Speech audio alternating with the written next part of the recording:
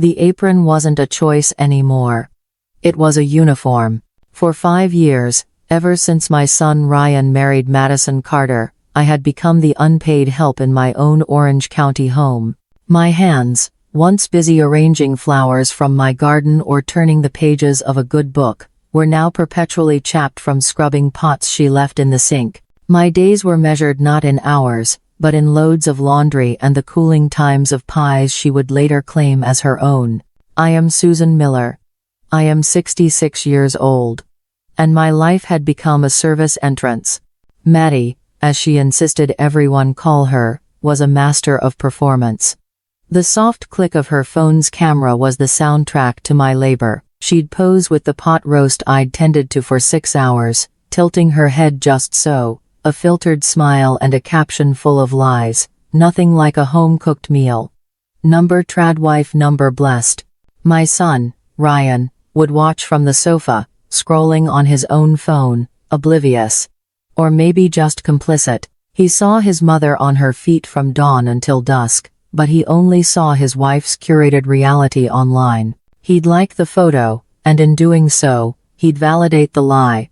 He'd erase me, too. This house, the one my late husband Richard and I filled with laughter and memories, had become her stage. I was just the stagehand, moving props, cleaning up messes, and ensuring the lighting was always perfect for her next shot. Richard would have never stood for it. He would have seen Maddie's sweet smile for what it was, a finely sharpened weapon of convenience. But Richard was gone, and I was left to navigate the quiet tyranny alone. It had been 5 years of this slow, quiet erosion. 5 years of biting my tongue, of convincing myself that this was the price of peace, the cost of keeping my only son in my life. The sacrifices a mother makes, I told myself, are silent ones. But before we continue, make sure you've subscribed to the channel and let us know in the comments where you're watching this video from. We're really happy to know that our stories have reached people everywhere. Tonight was no different. I was plating a salmon dinner I'd spent the afternoon preparing, while Maddie sat at my kitchen island, swirling a glass of Chardonnay I'd bought. She was scrolling through Pinterest, her brow furrowed in concentration, as if she were planning a corporate merger and not just a social media post. "The lighting in here is just perfect for a Christmas spread," she said, not looking up. "We can get a massive tree for that corner." "Something grand." I said nothing. I just placed the salmon, lemon, and dill neatly on her plate. Ryan wandered in, drawn by the smell of food. He kissed Maddie's temple, then glanced at me. "Smells great, Mom." It was the same thing he said every night. A polite acknowledgement. A tip for the staff. I sat down, my back aching. I just wanted a quiet meal. That's when she dropped the bomb. Casually. Without making eye contact. "So, I've firmed up the guest list for Christmas," Maddie announced to her wine glass. "It's about 25 of my family. Uncle Elliot is flying in from Seattle, and Eric's family is driving up from Phoenix. It's going to be absolutely perfect." I froze, my fork halfway to my mouth. 25 people. The words echoed in the sudden silence of the room. 25 sets of sheets to wash. 25 towels.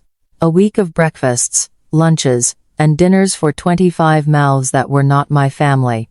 The shopping, the cooking, the endless, back-breaking cleaning. She said it all with the casual air of someone ordering catering for an event she wouldn't have to attend.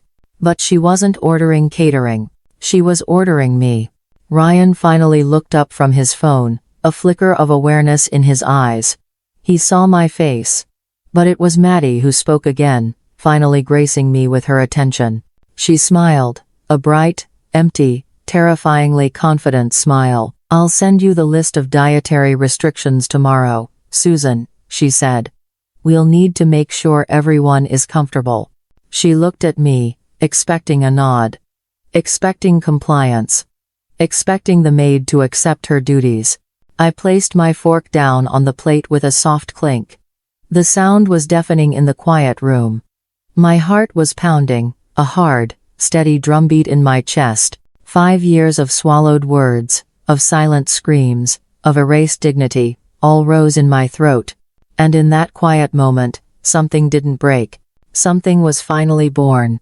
The silence that followed Maddie's announcement was a living thing. It was thick and heavy, pressing down on the three of us at my dining room table. On her face was the serene, self-satisfied look of a queen who had just issued a decree, fully expecting her subjects to scurry off and obey. She expected me to start making lists in my head, to calculate the number of turkeys required, to mentally rearrange the guest rooms. She expected me to become the logistics manager for her grand family reunion. She was waiting for my surrender. My fork was still on the plate. My hands were still in my lap. The pounding in my chest had quieted, replaced by an unnerving, crystalline calm. It was the calm that comes after the storm has passed, when all that is weak has been broken and washed away, leaving only what is solid and true. For 5 years, I had been bending to the will of this woman, and the son she had so effortlessly bewitched. I bent so I wouldn't break. But I had it all backward. In bending, I had been breaking all along, piece by tiny piece. Tonight, I stopped bending. I lifted my gaze from my half-eaten salmon and met hers directly. There was no heat in my eyes. No anger.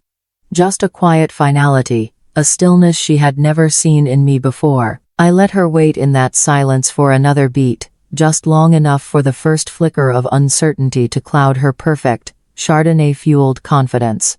Then, I smiled.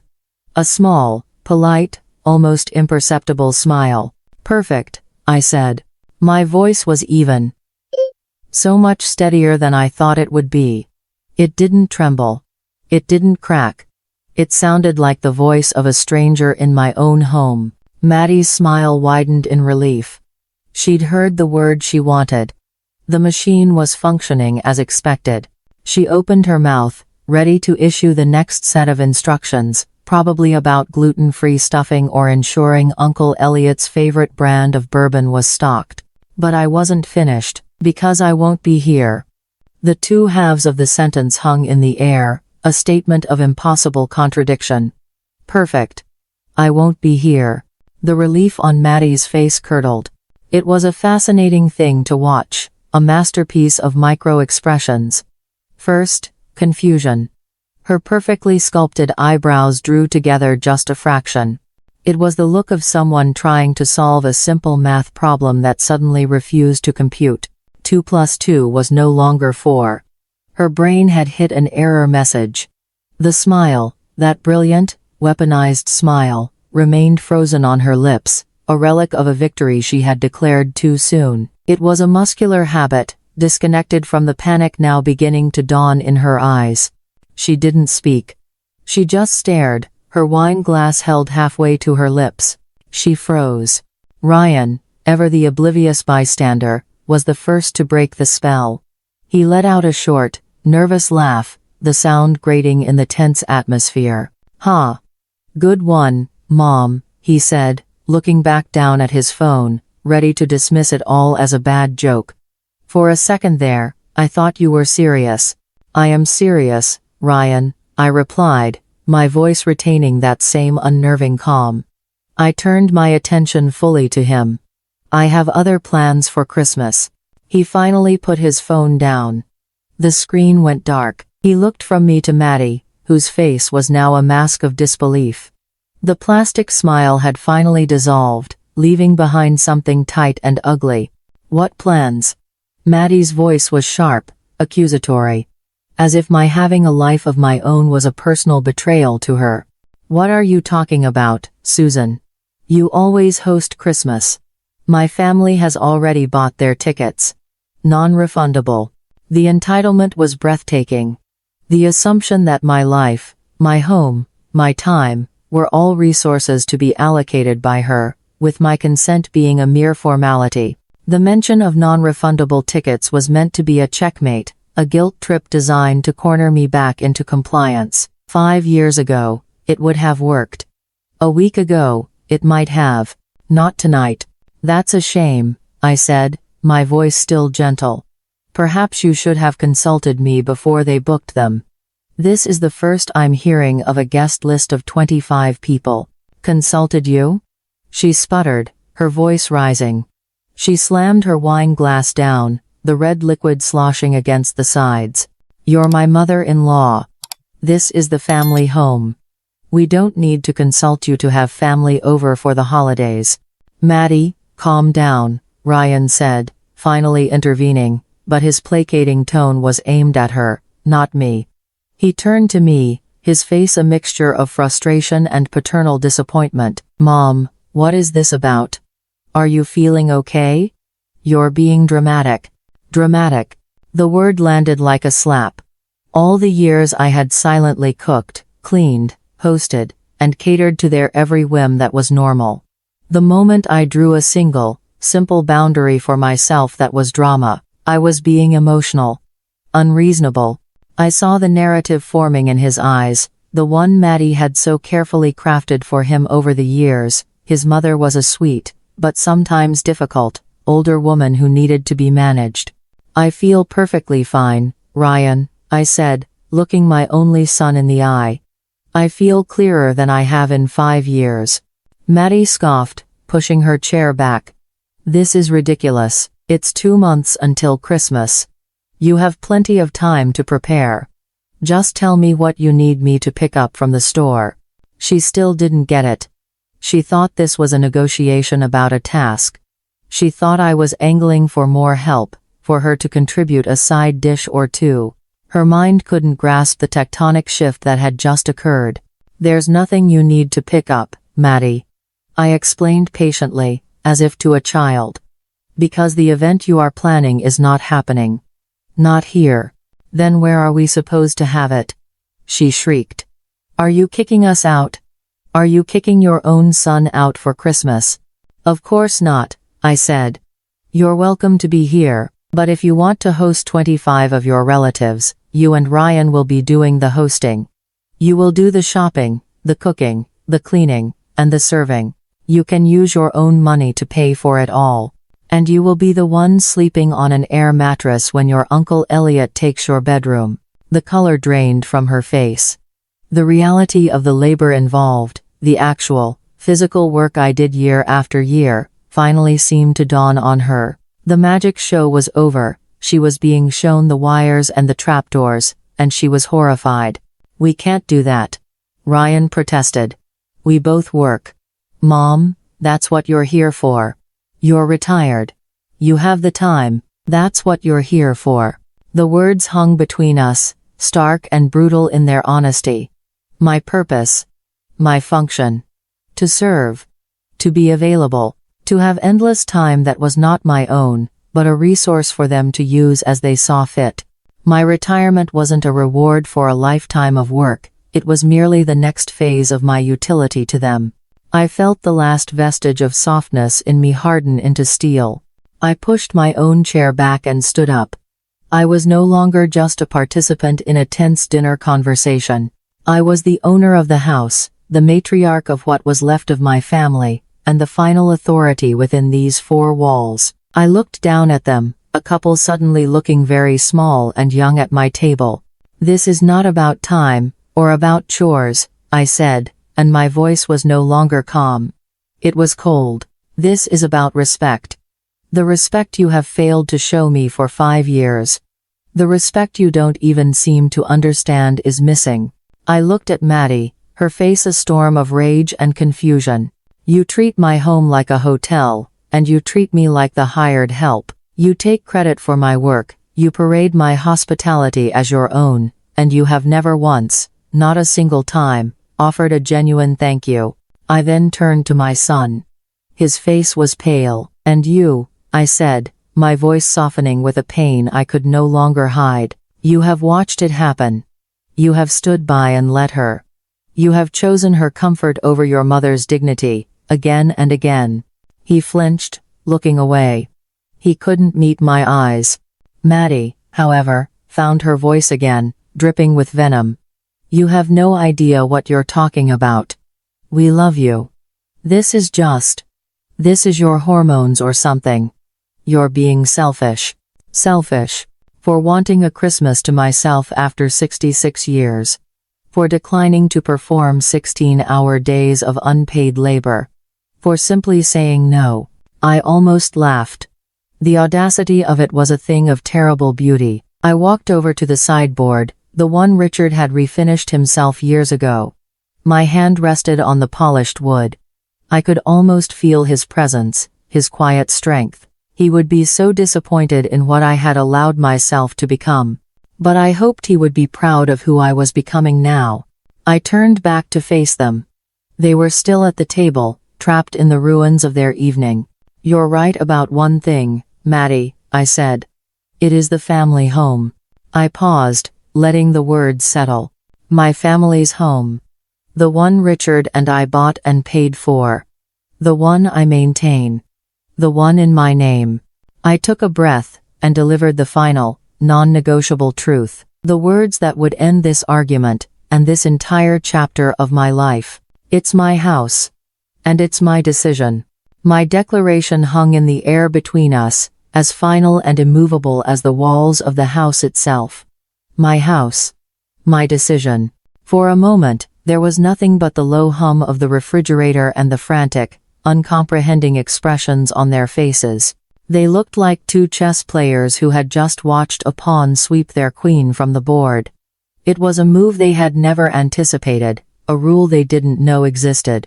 Ryan recovered first. He'd always been the smoother of the two, the one who managed conflicts not by resolving them, but by repackaging them until the original offense was unrecognizable. He stood up, wiping his mouth with a napkin, and adopted the calm, condescending tone he used when he was about to explain something to me as if I were a child.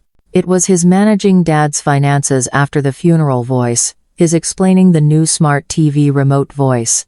It was the voice that had always made me feel small, incompetent, and old.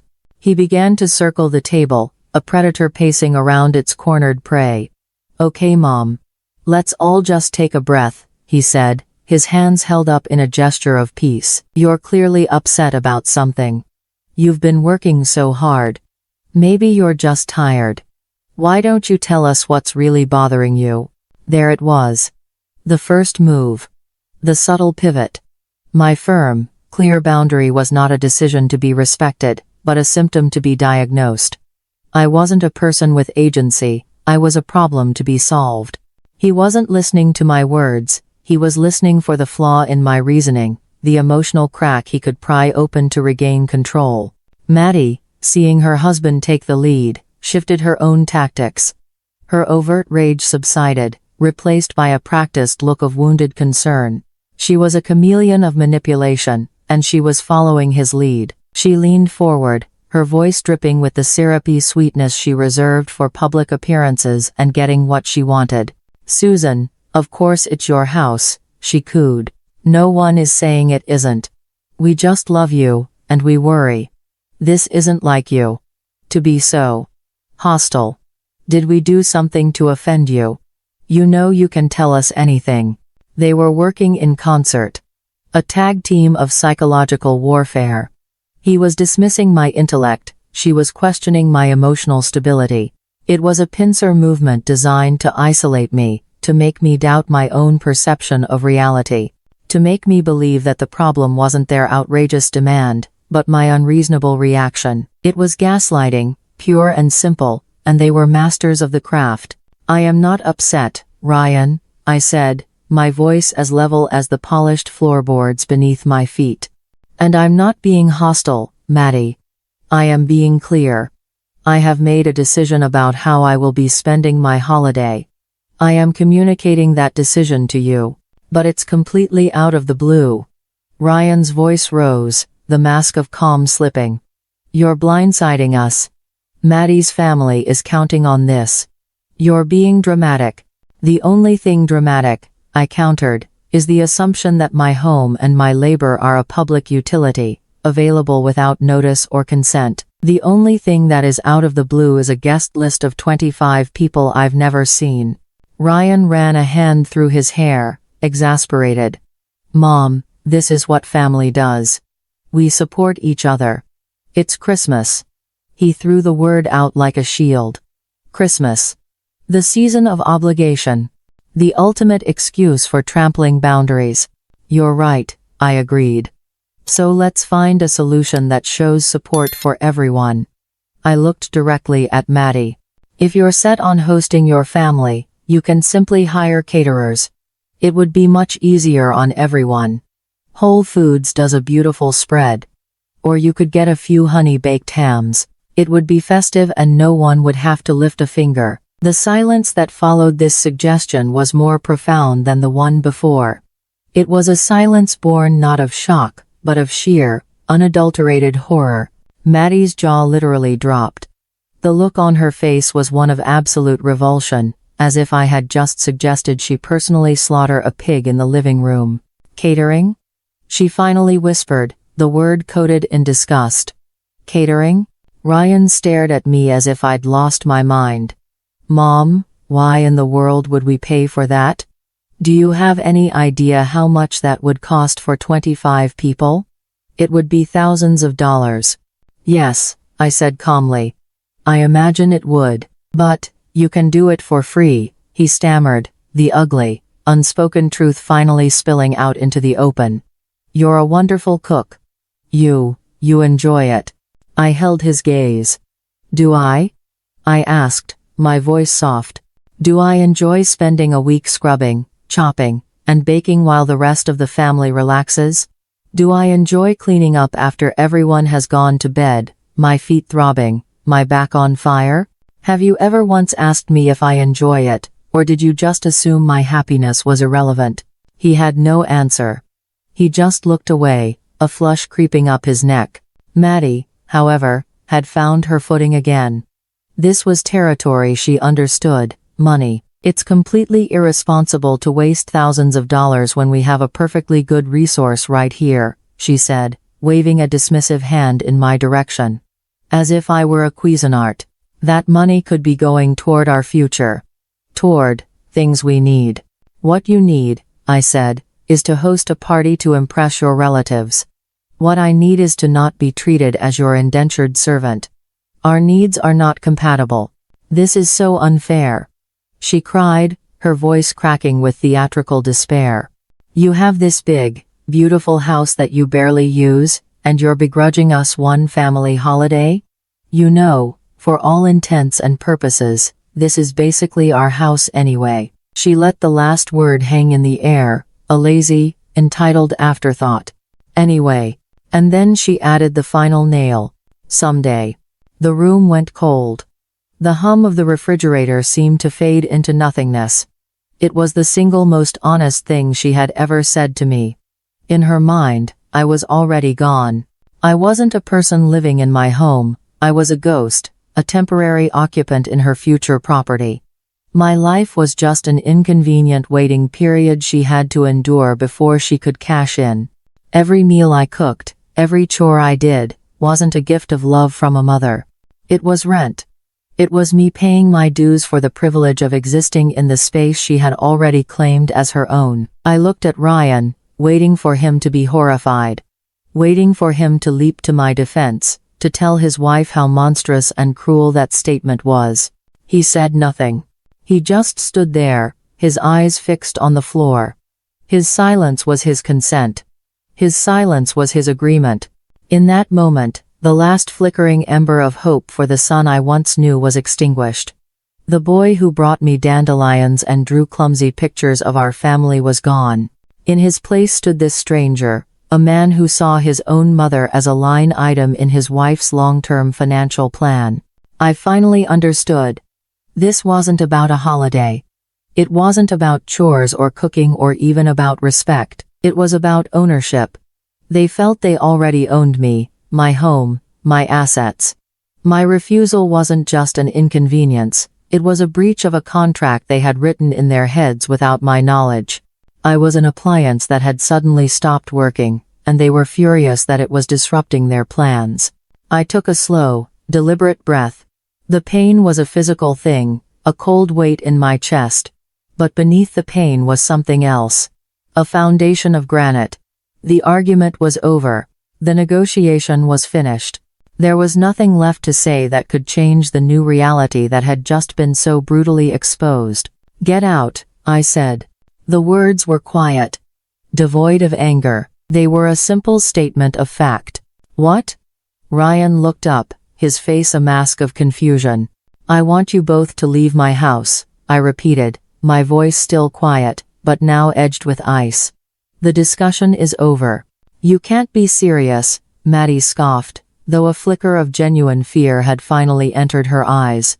The game had suddenly become very real. "I have never been more serious in my life," I said. "You see me as an obstacle. A placeholder in your future home. You see my work, my time, my love, as something you are entitled to for free. You do not see me at all." I walked to the front door and opened it. The cool night air of Orange County drifted in, smelling of jasmine and salt from the distant ocean. It smelled like freedom. "This is no longer a conversation about Christmas," I told them, my voice echoing slightly in the hall. "This is about the fact that you have fundamentally misunderstood the nature of our relationship. You believe I work for you. I do not. So you can see yourselves out." They stared at me, dumbfounded. Then, without another word, they gathered their things. Maddie's purse, Ryan's phone, and walked past me out the door. They didn't look at me. The slammed door of their Lexus was the only goodbye I received. I closed my own front door, turned the deadbolt, and leaned against it. The house was silent again. But this was a different kind of silence. It wasn't the lonely silence of being taken for granted. It was the powerful, clarifying silence of a line that had finally, irrevocably, been drawn in the sand. After locking the door, I didn't move for a long time. I just stood there, my back pressed against the solid oak, feeling the faint vibration when a car passed by on the street. The house was mine again. The silence was absolute. But it wasn't peaceful. It was the sterile, ringing silence of a surgical theater after a limb has been amputated. The sickness was gone, but a part of you was gone with it, and the phantom pains were just beginning. I walked through the downstairs rooms, my hand trailing along the furniture. The dining room table still held the evidence of our fractured meal: 3 plates of half-eaten salmon, glasses dewed with condensation, a brutally discarded napkin. It looked like a crime scene. And in a way, it was. It was the scene of a death. The death of my long-held, foolishly optimistic idea of family. The death of the mother who would absorb any amount of disrespect just to keep her son close. I cleared the plates, my movements slow and mechanical. I scraped the food into the garbage, rinsed the dishes, and placed them in the dishwasher with a quiet precision. I was acting normal. I was forcing my body through the motions of an ordinary evening, hoping my mind would follow. But my mind was miles away, replaying Maddie's words over and over. Basically our house, someday. It wasn't a slip of the tongue. It was a mission statement. I was in the middle of wiping down the granite countertop when my phone, lying on the kitchen island, began to buzz. The screen lit up with a picture of Ryan. A younger Ryan, from years ago, smiling on a fishing trip with his father, a boy who seemed a million miles away from the man who had just walked out my door. My first instinct was to ignore it, to let it go to voicemail, to let the silence hold. But a different instinct, colder and more curious, took over. The part of me that had been awakened tonight didn't want peace. It wanted answers. I dried my hands on a towel, took a breath, and answered the call. I didn't say a word. I just listened. "Mom?" His voice was strained, stripped of its earlier condescension. He sounded like a child again, but not the one in the photograph. He sounded like a child who had been caught. "Mom, are you there?" I remained silent. He sighed, a long, ragged sound. "Look, I'm sorry about what Maddie said. About the house. She gets carried away. She doesn't think before she speaks. You know how she is." The immediate deflection. The bus was rolling, and Maddie was being shoved squarely under it. It was his standard operating procedure. Create a common enemy, his difficult, ambitious wife to realign us, to put us back on the same team. It's not us, Mom, it's her. The old me would have seized on that. I would have said, yes, she is very demanding, and the conversation would have shifted, the real wound glossed over with our shared complaints about Maddie. The new me was not so easily led. Is that what this call is for, Ryan? I finally asked. My voice was flat, devoid of emotion. To apologize on behalf of your wife? He hesitated. Well, yes. And to just talk. You can't just kick us out like that. We're family. We need to figure this out. I've already figured it out, I said. I will be spending Christmas alone. You and Maddie are free to make your own arrangements. There's nothing left to discuss. No, that's not it. His voice was rising, a note of desperation creeping in. You don't understand what's at stake here, Mom. This isn't just some little dinner party. This is important. Important for whom, Ryan? I asked. For us. For me and Maddie. For our future. He almost shouted. I waited. I knew if I just stayed quiet, the truth would come spilling out. He was a dam with 1,000 cracks, and the pressure was building. He had always hated silence. He needed to fill it, to manage it, to smooth it over. And so, he began to talk. We put a down payment on a place, he said, his voice dropping. It was a confession. A luxury apartment in Long Beach. It has an ocean view. It's the kind of place Maddie has always dreamed of. I said nothing. I pictured it immediately. Gleaming steel, floor-to-ceiling windows, a sterile, impersonal space that would look perfect on Instagram. A life curated for an audience. It was, more than we thought, he continued, the words coming faster now. It took everything, Mom. All our savings. We're completely drained. We're living paycheck to paycheck just to cover the mortgage on top of our rent until we move. The confession deepened. He was painting a picture of financial recklessness, and he was casting himself as the victim. Maddie thought. She thought this Christmas was the answer, he said. I could hear the frantic energy in his voice, the sound of a man trying to justify the unjustifiable. It's not just her family. It's the right family. Her Uncle Elliot from Seattle? He's a tech investor. He just sold his startup for a fortune. And her brother-in-law, Eric? The one from Phoenix? He's a huge commercial real estate broker. He has connections everywhere. And there it was. The curtain was pulled back, and I finally saw the pathetic, grimy machinery behind the grand performance. This wasn't a holiday. It was a fundraiser. It wasn't a family gathering. It was a networking event.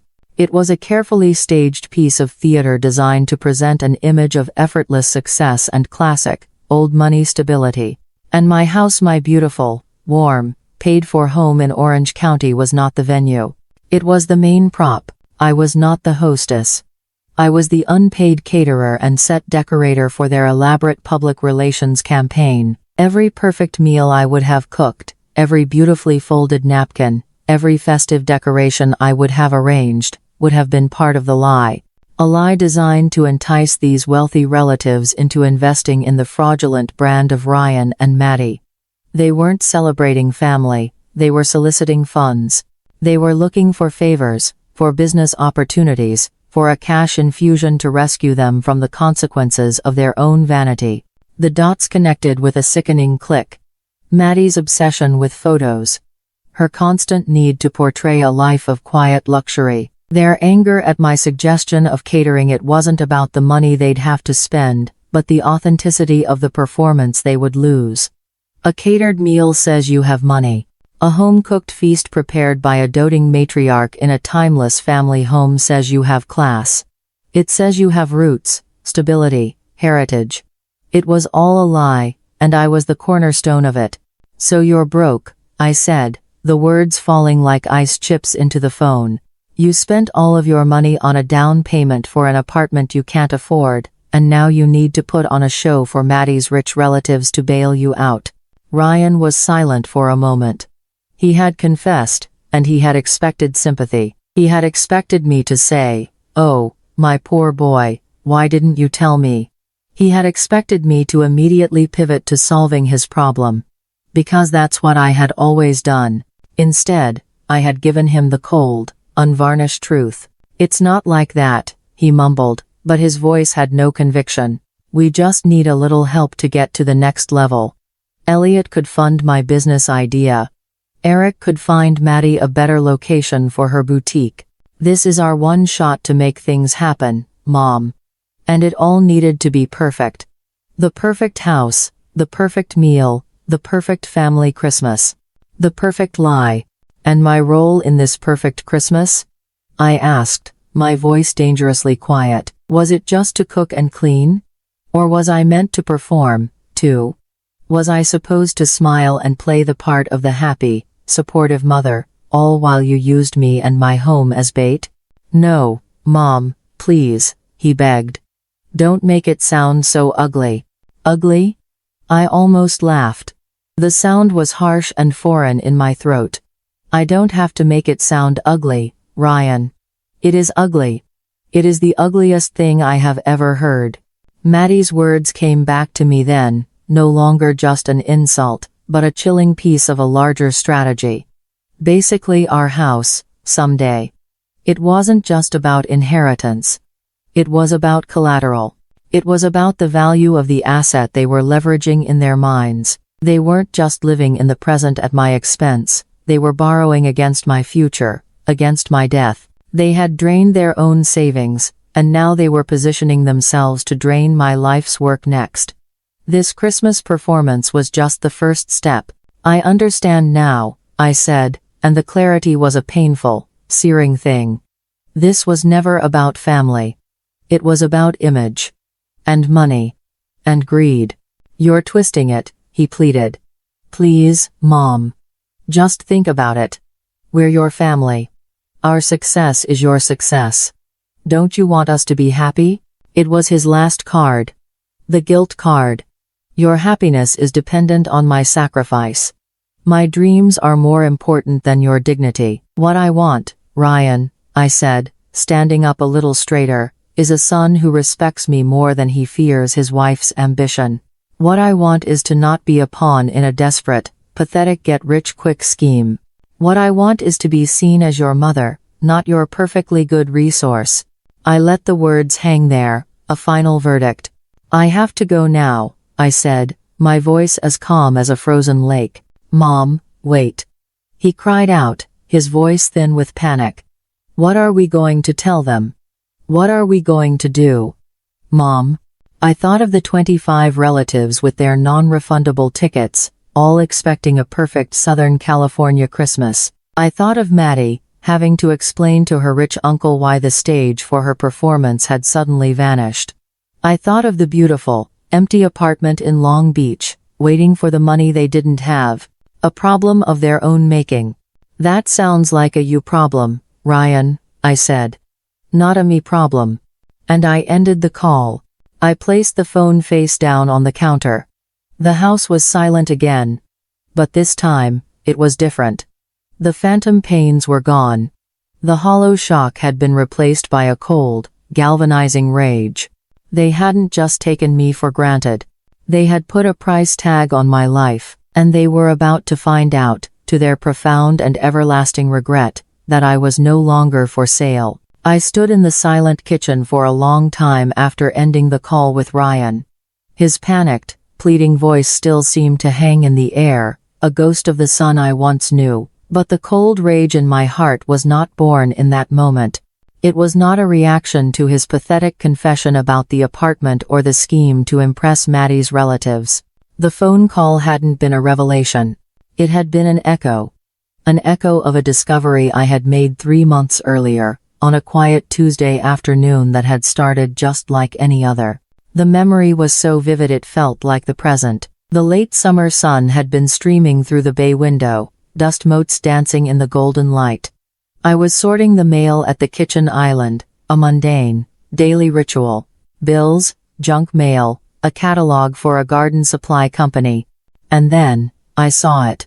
A crisp, white envelope from a credit card company I didn't recognize. It was addressed to Ryan, but it had been sent to my address. That, in itself, wasn't unusual. Since they moved into their own apartment, they still occasionally used my address for certain deliveries or correspondence they deemed more secure.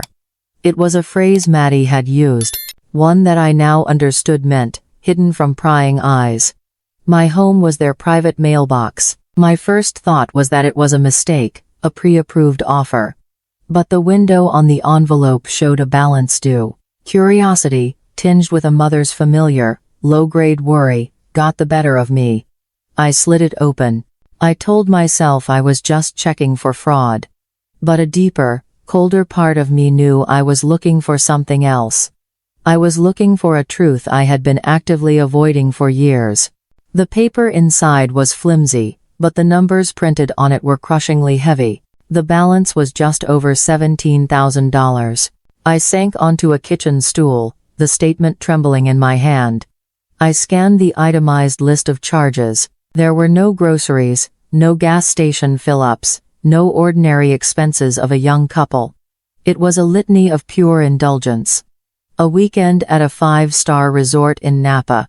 A designer handbag from a boutique on Rodeo Drive that I knew for a fact was one of Maddie's favorites. Charges from restaurants where a single plate of food cost more than my weekly food budget. And then I saw the recurring charges, the ones that made my blood run cold. Monthly payments to a high-end furniture leasing company. Payments for inventory from European fashion distributors. These were business expenses for Maddie's boutique, the one she portrayed on Instagram as a thriving, successful venture. But if the business was so successful, why were its expenses being funneled onto a high-interest personal credit card in my son's name? A sick feeling coiled in my stomach. This wasn't a shared indulgence. This was Maddie, funding her lifestyle and her failing business on Ryan's credit, and he was either too blind or too weak to stop it. That single statement was a doorway. And I knew, with a certainty that terrified me, that I had to walk through it. That evening, after they had come over for one of their regular, command performance dinners and left, I went upstairs to the guest room. The room they used so often it was informally theirs. It was where Maddie often left her laptop, where Ryan sometimes stored files he didn't want to carry back and forth from work. I didn't know what I was looking for. I just knew I had to look. Under a stack of magazines on the nightstand, I found a leather portfolio. My heart hammered against my ribs as I opened it. It was filled with more statements. So many more. Different cards, different banks, all in Ryan's name. I spread them out on the bed, the pristine white sheets becoming a canvas of their deceit. The total was staggering. It wasn't $17,000. It was over $50,000 in hidden, high-interest consumer debt. I sat on the edge of the bed in the silent, moonlit room, the papers spread before me like the wreckage of a plane crash. I felt a wave of nausea. This was a catastrophic level of financial mismanagement. A secret that big doesn't just exist, it corrodes everything around it. It explained the desperation. It explained the constant pressure, the subtle hints about how much my house was worth, the way Maddie's eyes would scan my belongings with a cold, appraising stare. But the worst was yet to come. Tucked into the back pocket of the portfolio was a folded piece of paper. It was a printout of an email draft. It had never been sent, but it was a window directly into the black heart of Maddie's ambition. The draft was addressed to her brother-in-law, Eric, the real estate broker from Phoenix. The subject line read, "Strategy for Q4, a sensitive proposal." My hands shook as I read. "Eric," it began, her tone slick and corporate, following up on our chat. "The numbers are finalized. The boutique's overhead combined with our other liabilities has put us at a temporary disadvantage about a $50K hole. Ryan is getting anxious, but I've assured him it's just a short-term cash flow problem before the business really takes off." A lie. She was framing the debt as a strategic business challenge, not the result of her own reckless spending. "My income projections for the next 2 quarters are strong," she continued, another blatant lie. but we need to liquidate a non-performing asset to free up capital and eliminate the debt service. This is where the delicate part comes in. I had to read the next sentence twice to fully absorb its monstrous meaning. The target asset is Susan's house. Zillow estimates it at 2 M. Fully paid off. It's a gold mine, and she's just sitting on it. My strategy is to start positioning a sale as being in her best interest. We'll frame it as a way for her to downsize, to simplify her life, to move into a lovely managed care condo where she won't have to worry about a thing. We can emphasize the security, the community, all the buzzwords that appeal to her generation. My breath hitched. She was talking about me as if I were a stock to be sold, a property to be flipped. She wasn't just planning to take my house. She was planning to package my own eviction as an act of loving care. It was the most insidious form of gaslighting I could imagine. The email went on, each word a fresh stab of betrayal. Ryan is almost on board. He's sentimental, you know how he is, but he's starting to see the logic. He understands that her equity isn't doing anyone any good locked up in that house. I need you to be ready with some listings for perfect little condos in the area. We need to make it seem like this is all for her benefit, a way to secure her future. Once the house is sold, the debt vanishes, and we use the remainder as a down payment on a place of our own that reflects our success, plus a significant cash injection for the business. And then the final, chilling line. She'll resist at first, but she's lonely. She'll do anything to keep Ryan happy. We just have to manage her emotions correctly. Let me know when you have some properties for me to review. I folded the paper, my fingers numb and cold. I placed it back in the portfolio, put the statements back in order, and slid it under the magazines, exactly as I had found it. I walked out of the room and closed the door, my movements unnaturally steady. I did not confront them. In that moment, I knew that a confrontation would be useless. It would only result in a firestorm of lies, denials, and accusations. They would call me a snooper, a meddler. They would hide the evidence and simply become more careful, more cunning. Maddie's email wasn't a plan born of desperation. It was a cold, calculated corporate takeover strategy for my life. You don't reason with a hostile board of directors. You prepare for war. So I had waited. I had watched. I had spent the last 3 months observing them through this new, horrifying lens. Every demand they made, every favor they asked, every compliment that dripped with saccharine sweetness, I saw it all for what it was, a tactic. Part of the long game to manage my emotions and wear me down until I surrendered my home. Bringing myself back to the present, I stood in my kitchen, the phone call with Ryan now cast in its proper, ugly light. The Christmas party wasn't plan A. It was plan B.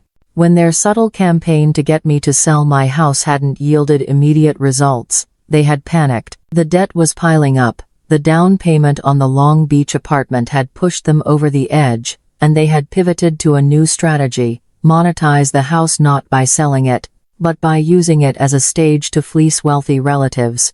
It was all the same game. The prize was always my money, my assets, my life's work. I was just the obstacle they had to manage. A profound, glacial calm settled over me. The pain of my son's betrayal was still there, a deep, permanent ache. But it was no longer a paralyzing grief, it was fuel. For 3 months, I had been a silent observer, gathering intelligence. I had been waiting for their next move, and tonight, they had finally made it. They had overplayed their hand with such breathtaking arrogance that they had given me the one thing I needed most: an opening. They thought I was lonely. They thought I was weak. They thought my love for my son was a lever they could pull to get whatever they wanted. They had mistaken a mother's patience for a fool's passivity. And that was a mistake that was going to cost them everything. The days following the confrontation were an exercise in disciplined silence. My phone remained quiet. They didn't call again. They didn't text. It was a calculated move, I knew. They were giving me the silent treatment, expecting the absence of my son to create a vacuum of loneliness so profound that I would crack. They were waiting for me to call them, weeping, ready to capitulate, ready to offer up my Christmas holiday on a silver platter just to have them back in my life. They had no idea that I was not sitting by the phone, pining. I was planning. The woman who discovered that email 3 months ago was paralyzed by shock and grief. The woman who stood in her silent kitchen now was a different creature entirely. The grief had burned away, leaving behind a core of cold, hard purpose. Maddie's email wasn't just an insult, it was a blueprint. And every good strategist knows that the best way to defeat an enemy is to use their own plan against them. My first call was not to a friend, not to a therapist, but to my financial advisor, a meticulous man named Mr. Harrison whom I had trusted for 20 years. "Susan, a pleasure to hear from you," he said, his voice as calm and steady as a stock market index. "Just a routine check-in?" "Not exactly, David," I said, my voice equally calm. "I need to make some structural changes. Immediately." There was a slight pause. "Structural?" "I want to move all of my liquid savings, every last dollar from my standard savings account into a new, separate account at a different institution. An account with no online access and a two-factor, in-person withdrawal protocol. I want it firewalled." The silence on his end was longer this time. David was a man who dealt in percentages and projections, not sudden, drastic maneuvers. "May I ask what's prompting this, Susan? This is highly unusual. Is there a security concern?" "You could say that," I said, my voice dry. "Let's call it a proactive risk management strategy against a potential hostile takeover." I didn't need to explain further. He heard the steel in my voice. He was a professional, and his job was not to question my motives but to execute my instructions. "Understood," he said, the rustle of a keyboard already audible. "I'll have the paperwork drawn up this afternoon." My next step was more difficult. It required admitting to myself the true depth of my son's weakness and my daughter-in-law's predatory nature. I went to see my estate lawyer, a sharp, no-nonsense woman named Carol who had helped Richard and me draft our original will years ago. I sat in her quiet, book-lined office and laid out the situation. I didn't tell her about the debt or the Christmas party. I didn't need to air the sordid details. I just needed to protect my most significant asset. "Carol," I said, getting straight to the point. "I need to put my house into a revocable living trust. Effective immediately. And I want to be the sole trustee." She looked at me over the top of her reading glasses, her expression unreadable. A good lawyer is like a priest. They are masters of absorbing shocking confessions without flinching. "A trust is an excellent tool for avoiding probate, Susan," she said carefully. "Is there a specific concern about the future management of the property?" Her question was a delicate invitation to share more. "My concern is about the present management of the property," I said. "I want to ensure that there is no ambiguity whatsoever about who controls this asset. Both now, and after I'm gone, I want to make it legally impossible for this house to be sold, mortgaged, or used as collateral for any loan without my express, written, and notarized consent." Her gaze sharpened. Now she understood. This wasn't about estate planning. This was about defense. "You want to build a fortress," she said, not as a question, but as a statement of fact. "I want to build a fortress," I confirmed. "An impregnable one." "And the beneficiary?" she asked. The question pierced the armor I had so carefully constructed. "The beneficiary. Ryan. My only child. The boy I had once planned to leave everything to. The man who was now complicit in a plot to render me homeless for his own financial gain." The pain was a sharp, physical jab in my chest. But I did not let it show on my face. "For now," I said, my voice even, "the trust will be the sole beneficiary of itself. We can revisit other arrangements at a later date. A very, very much later date. Or perhaps never." Carol simply nodded, her pen already moving across a legal pad. "It's the smart move, Susan," she said quietly. You'd be surprised how often I have this conversation. I left her office feeling lighter than I had in years. The two largest pieces of my financial life, my savings and my home, were now secured behind walls of legal and financial steel. They could no longer be viewed as a target asset or a future windfall. They were mine, absolutely and unequivocally. But I wasn't finished. Defense was only the first part of the plan. Now, it was time to go on the offense. A quiet, subtle offense, waged not with angry confrontations, but with the elegant weapon of information. Maddie's strategy, as outlined in her own damning email, relied on a single, critical element: controlling the narrative. She planned to portray me as a confused, aging woman who needed to be benevolently managed for her own good. She would present herself and Ryan as the dutiful, caring children, burdened but loving. To her wealthy relatives, they would appear successful, stable, and worthy of investment. It was time to introduce a new narrative. That evening, I sat at my computer and composed a new email. It was a work of art, if I did say so myself. A masterclass in feigned innocence. The recipients were a carefully curated list: Uncle Elliot, the tech investor from Seattle; Eric, the real estate broker from Phoenix; and, for good measure, my own sister, Grace, a sharp as a tack CPA from San Diego who had never been fooled by Maddie's charm. The subject line was simple: a little advice needed, if you have a moment. The body of the email was brief and breezy. Dear all, I began. I hope this email finds you well. I was so thrilled to hear from Maddie that you'll all be coming to Southern California for the holidays. It will be an absolute joy to have family gathering, though I must admit, the scale of it all has taken me by surprise. It's made me realize that I haven't been as proactive as I should be about my own financial planning for the next chapter. It all feels a bit overwhelming for a layperson like me. With all of your incredible expertise in your respective fields, Elliot in investment, Eric in property, and Grace with her eagle eye for numbers, I was hoping I might impose upon you for a little informal guidance. I'm looking to simplify and secure my assets for the long term. I've attached a couple of recent financial statements and a property assessment, just to give you a rough idea of what I'm working with.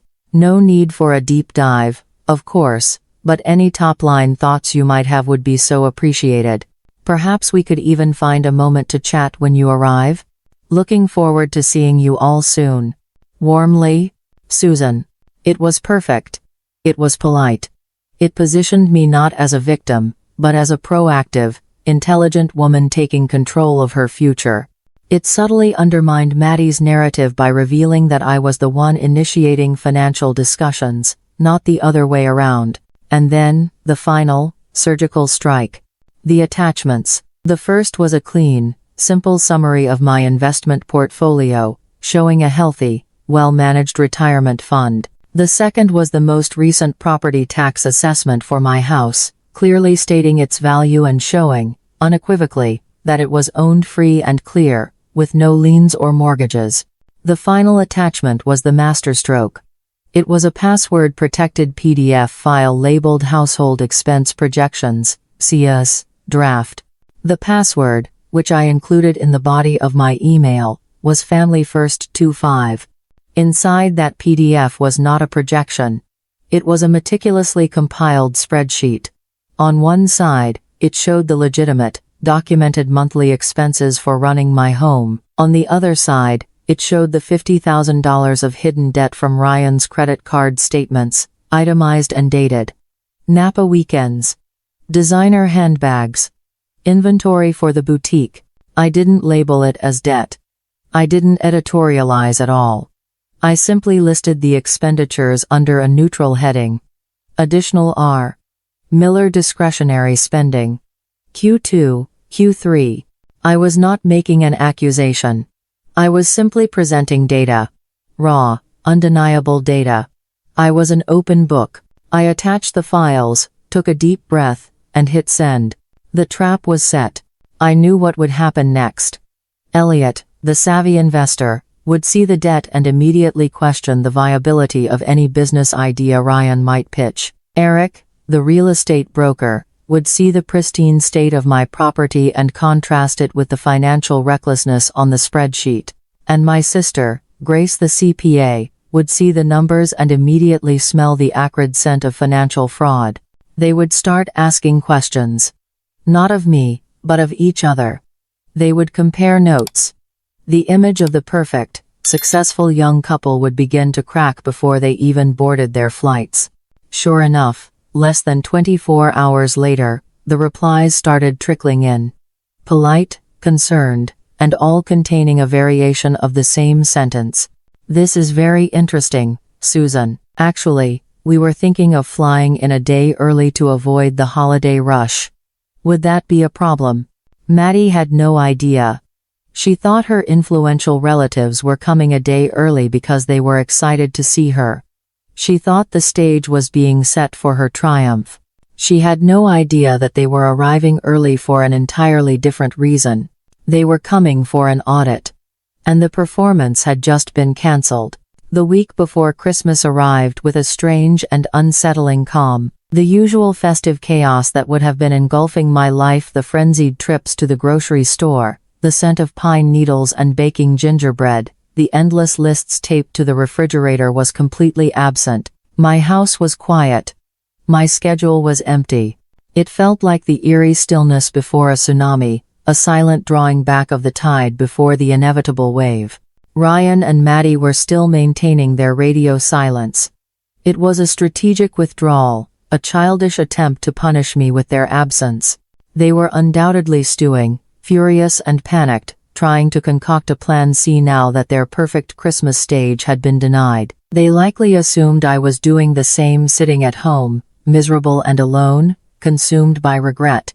They were probably placing bets on how long it would take for me to break, to call them in tears, begging for forgiveness and offering to do whatever it took to have them home for the holidays. Let them wait.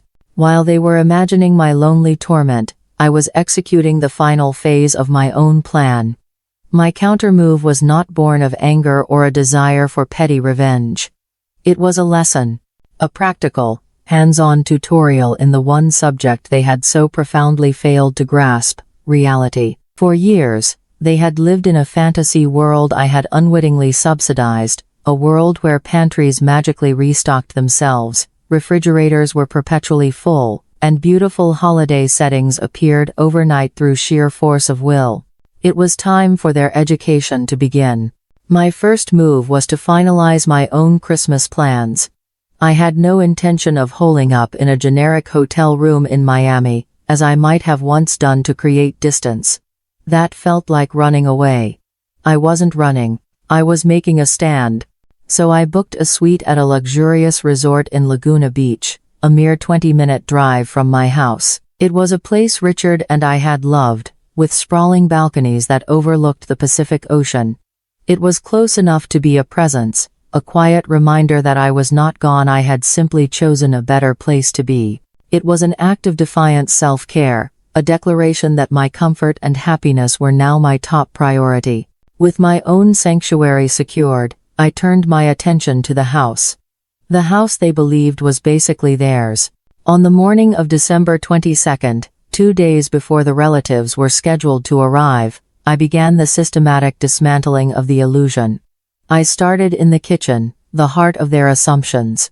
I opened the refrigerator and began to empty it. Not all of it, of course.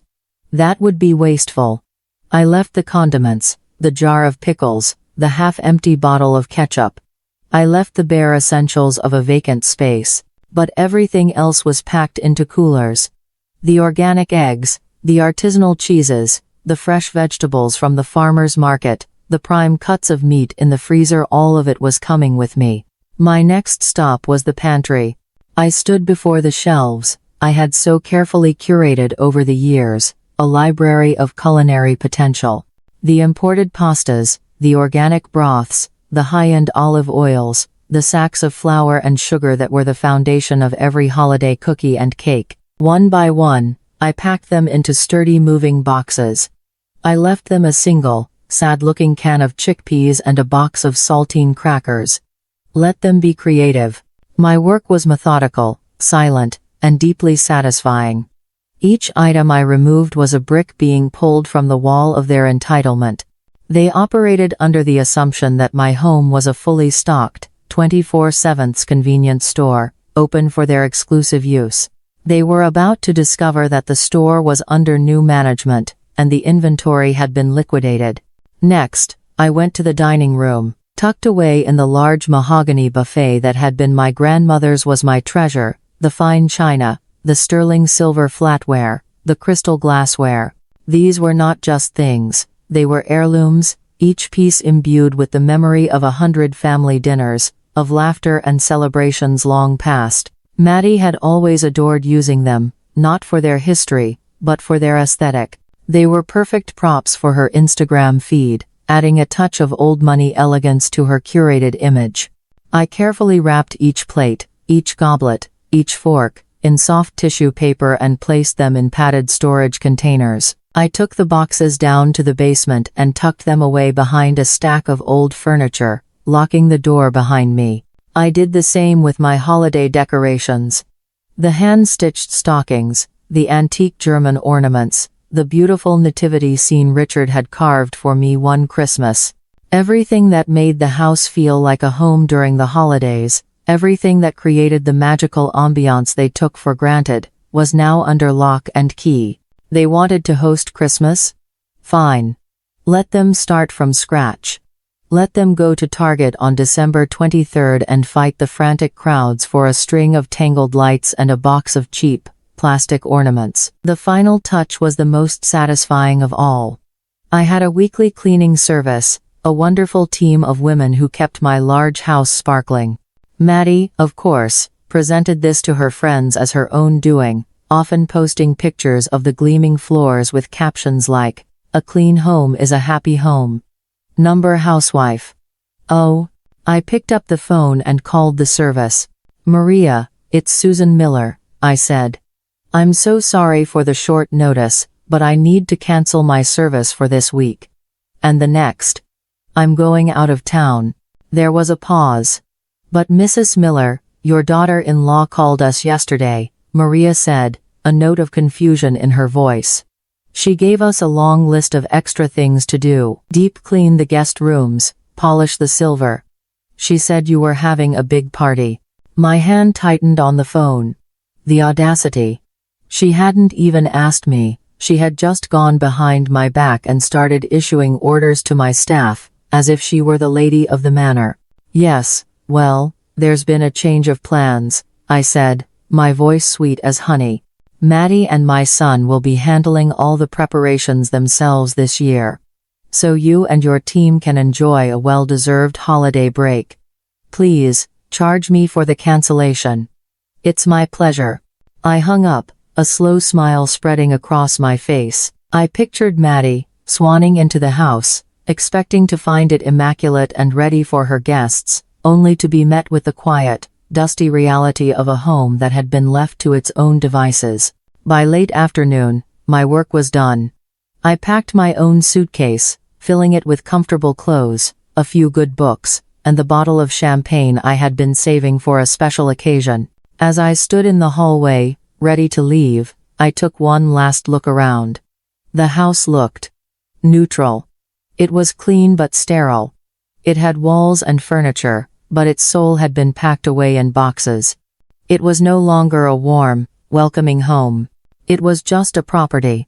An empty stage. I walked out, locking the door behind me, and drove away without a backward glance. The lesson was officially in session. They believed my contributions to their life were invisible, effortless, a natural resource to be endlessly exploited.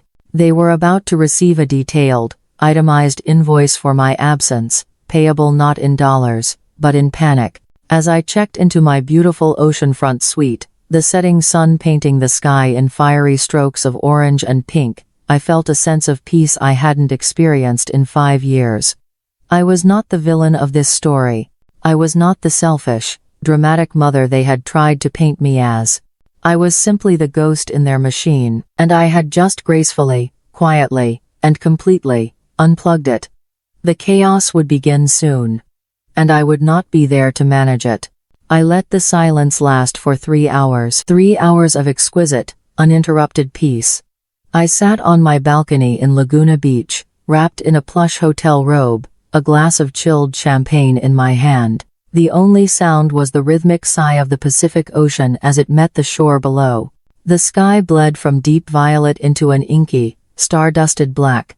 For the first time in 5 years, the week before Christmas did not feel like a countdown to my own exhaustion. It felt like a reprieve, a release. I knew, of course, that the peace was mine alone.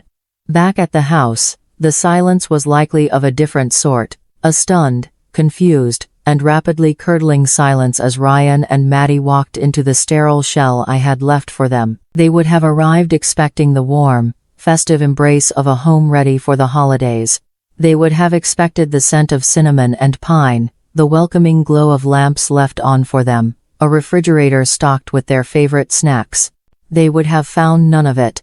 I savored the thought, not with malice, but with a kind of clinical satisfaction. I had not created a disaster. I had simply stepped away and allowed the natural consequences of their own incompetence to fill the void. I had removed the safety net. Now, I was simply waiting to hear the sound of them hitting the ground. The first text arrived at 6:15 p.m. It was from Ryan. "Mom? Where are you? We just got to the house." The message was laced with a nervous uncertainty, the cautious opening move of a child who suspects he might be in trouble but doesn't yet know why. I read the text, took a slow sip of my champagne, and did not reply. 5 minutes later, a second text. This one from Maddie. Her tone was, as always, markedly different. "Susan, the cleaning service never came today. The house is a mess. I specifically told them to be here. Did you cancel them?" No greeting. No pleasantries. Just a direct, accusatory question. The immediate assumption was that the failure was mine, a breakdown in the system for which I was responsible. The idea that she had no authority to hire or fire my cleaning service in the first place did not even enter her mind. Again, I did not reply. I held my phone in my hand, feeling its weight, its potential energy. It was a live grenade, and they were frantically trying to get me to pull the pin. I waited. I watched the last of the light fade from the horizon. I knew what was happening. They would have moved past the initial confusion about the cleaning service and opened the refrigerator. They would have found the ketchup and the pickles. They would have gone to the pantry and discovered the saltines and the lone can of chickpeas. The slow, creeping dread would be dawning on them. This wasn't an oversight. This was a statement. At 6:37 p.m., my phone began to ring. It was Ryan. I let it ring 4 times, then answered. I said nothing. "Mom?" His voice was tight, high-pitched. "What is going on? Where is everything?" "Hello, Ryan," I said, my voice serene. "What do you mean, everything?" "Everything," he practically yelled. "The food. The pantry is empty. The fridge is empty. We were going to make dinner. What are we supposed to eat?" The sheer, childish helplessness in his voice was a thing to behold. A grown man, in a city of millions, utterly flummoxed by the prospect of acquiring a meal for himself. "I'm sure you'll think of something," I said calmly. "There are grocery stores. There are restaurants. I believe there are even apps on your phone that deliver food directly to the door." There was a muffled sound, and then Maddie's voice, sharp and furious, was on the line. She must have snatched the phone from his hand. "Don't play dumb with us, Susan. You did this on purpose. You emptied the house. Are you insane?" "Maddie, I'm not sure what you're talking about," I said, my voice still placid. "I simply packed up my personal belongings and groceries for my trip." "Your trip?" she shrieked. "What trip? And where are the Christmas decorations? The china? Don't tell me you packed those too." "Of course," I said, as if it were the most obvious thing in the world. "They are very sentimental to me. I wouldn't want them to get damaged while I was away. A strangled sound of pure rage came through the speaker. Damaged? We were going to use them. My family is arriving in 36 hours. The house is completely bare. It looks like no one even lives here. This is sabotage. On the contrary, I replied, my voice losing its gentle edge and taking on a colder, harder tone. It's a lesson in logistics. You wanted to host a party for 25 people. This is what hosting entails. It requires planning. It requires shopping. It requires cleaning. It is not a magical event that materializes out of thin air. We don't have time for this. Ryan's voice was back, pleading now. Mom, please, just tell us where the stuff is. We'll come pick it up. We'll handle it. That won't be possible, I said. Everything is in a secure storage facility. Then give us the key.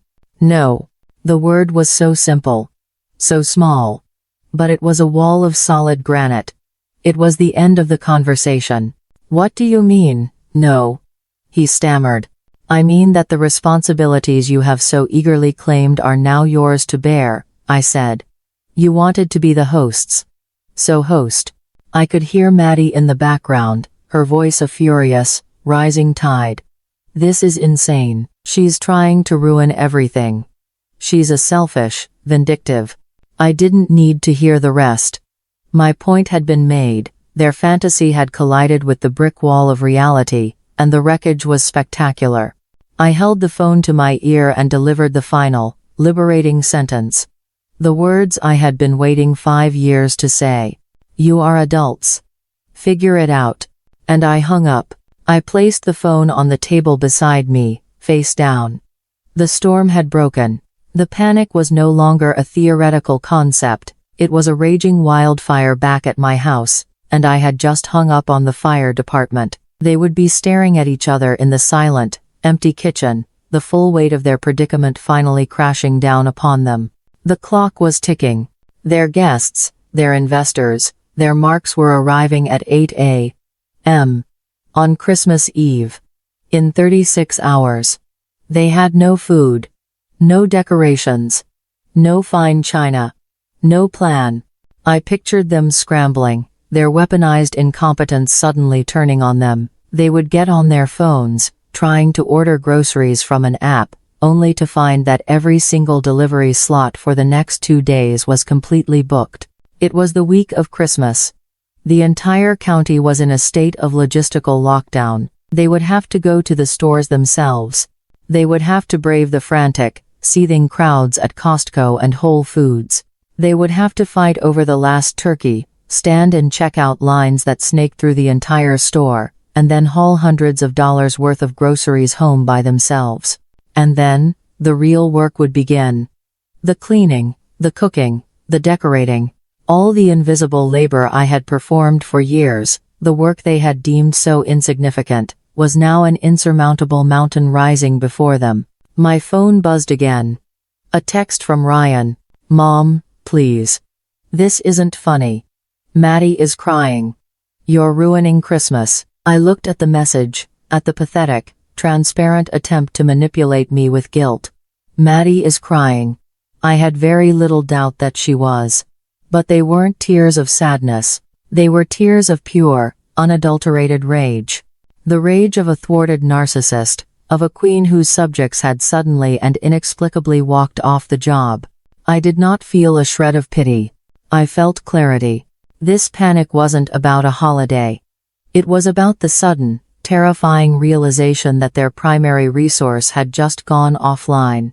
I was their biggest subsidy, the silent, unacknowledged investor in the fantasy of their life.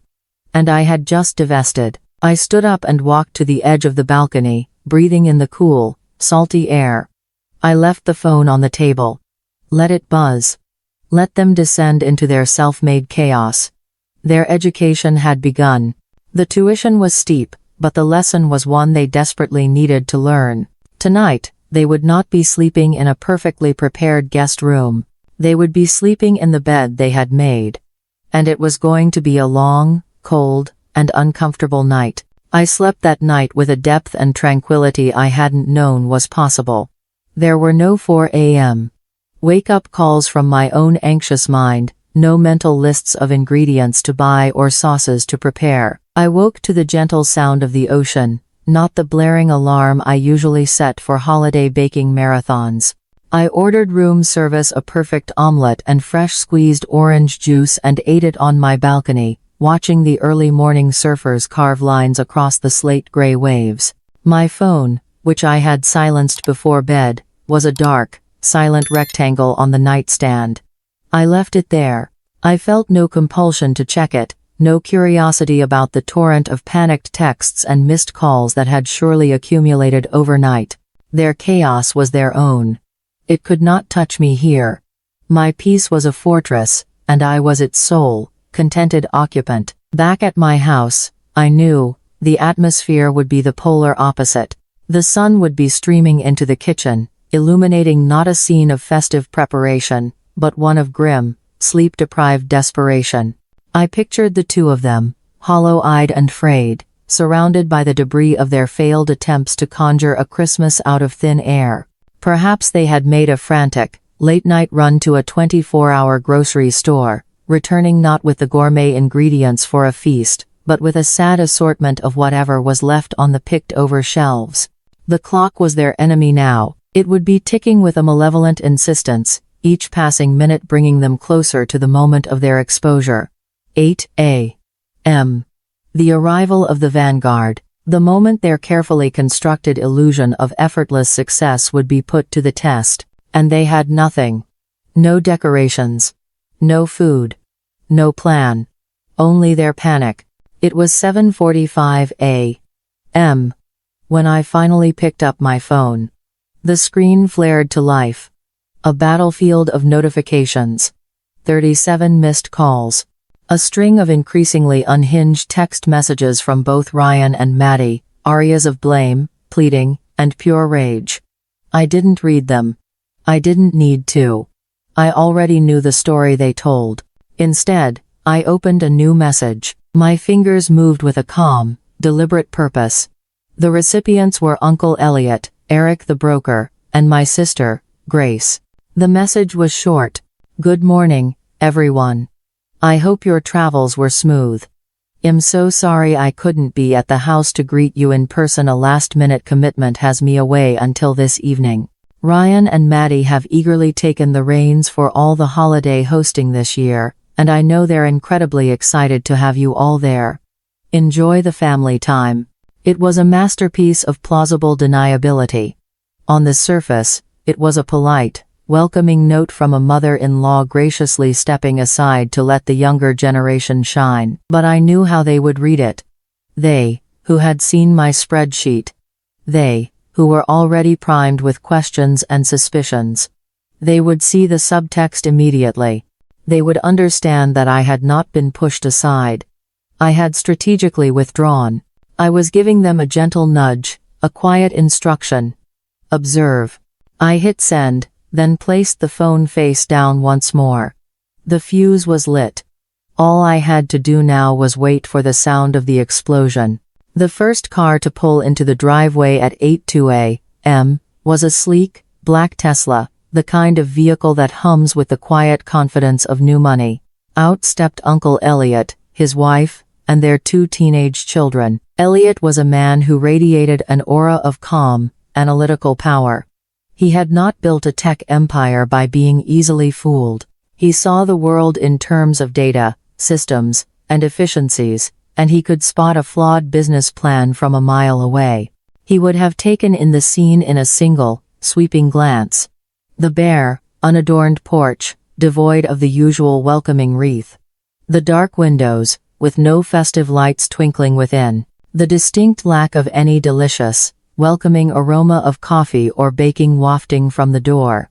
The data points would already be failing to align with the prospectus of a perfect family Christmas. When Ryan opened the door, the illusion would have shattered completely. My son, who should have been the picture of the successful, confident host, would have looked like a man who had just survived a shipwreck. Disheveled, unshaven, with the wild-eyed look of someone running on pure adrenaline and caffeine. Behind him, the house would not have looked festive. It would have looked vacant, stripped of all personality and warmth. And Maddie, the architect of this grand deception, would have been a portrait in barely contained hysteria.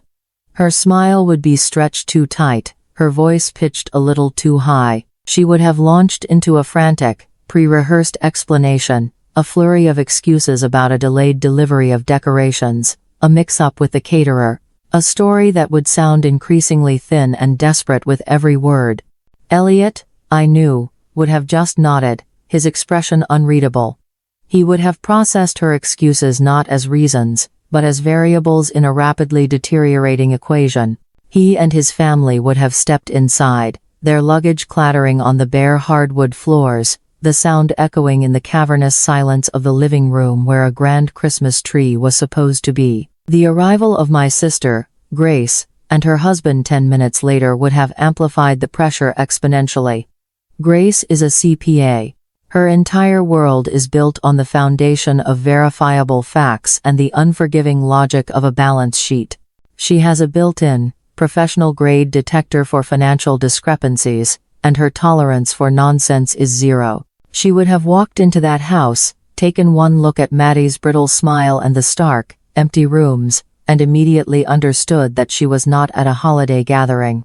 She was at the scene of a crime. While they were all standing there, trapped in the awkward, deafening silence of a party that had failed to start, their phones would have buzzed in unison. It would have been my second message. Another carefully aimed nudge. This one read, "Now that you're all together, perhaps you can find a moment to have an honest talk with Ryan and Maddie about their finances. They seem to be under a tremendous amount of stress lately. I'm worried about them." And with that, I had turned the key. I had given them permission. I had framed the impending conversation not as an accusation, but as an act of concerned, familial love. I had transformed an awkward social situation into a necessary intervention. The gathering was no longer a party. It was a tribunal. I can picture the scene so clearly.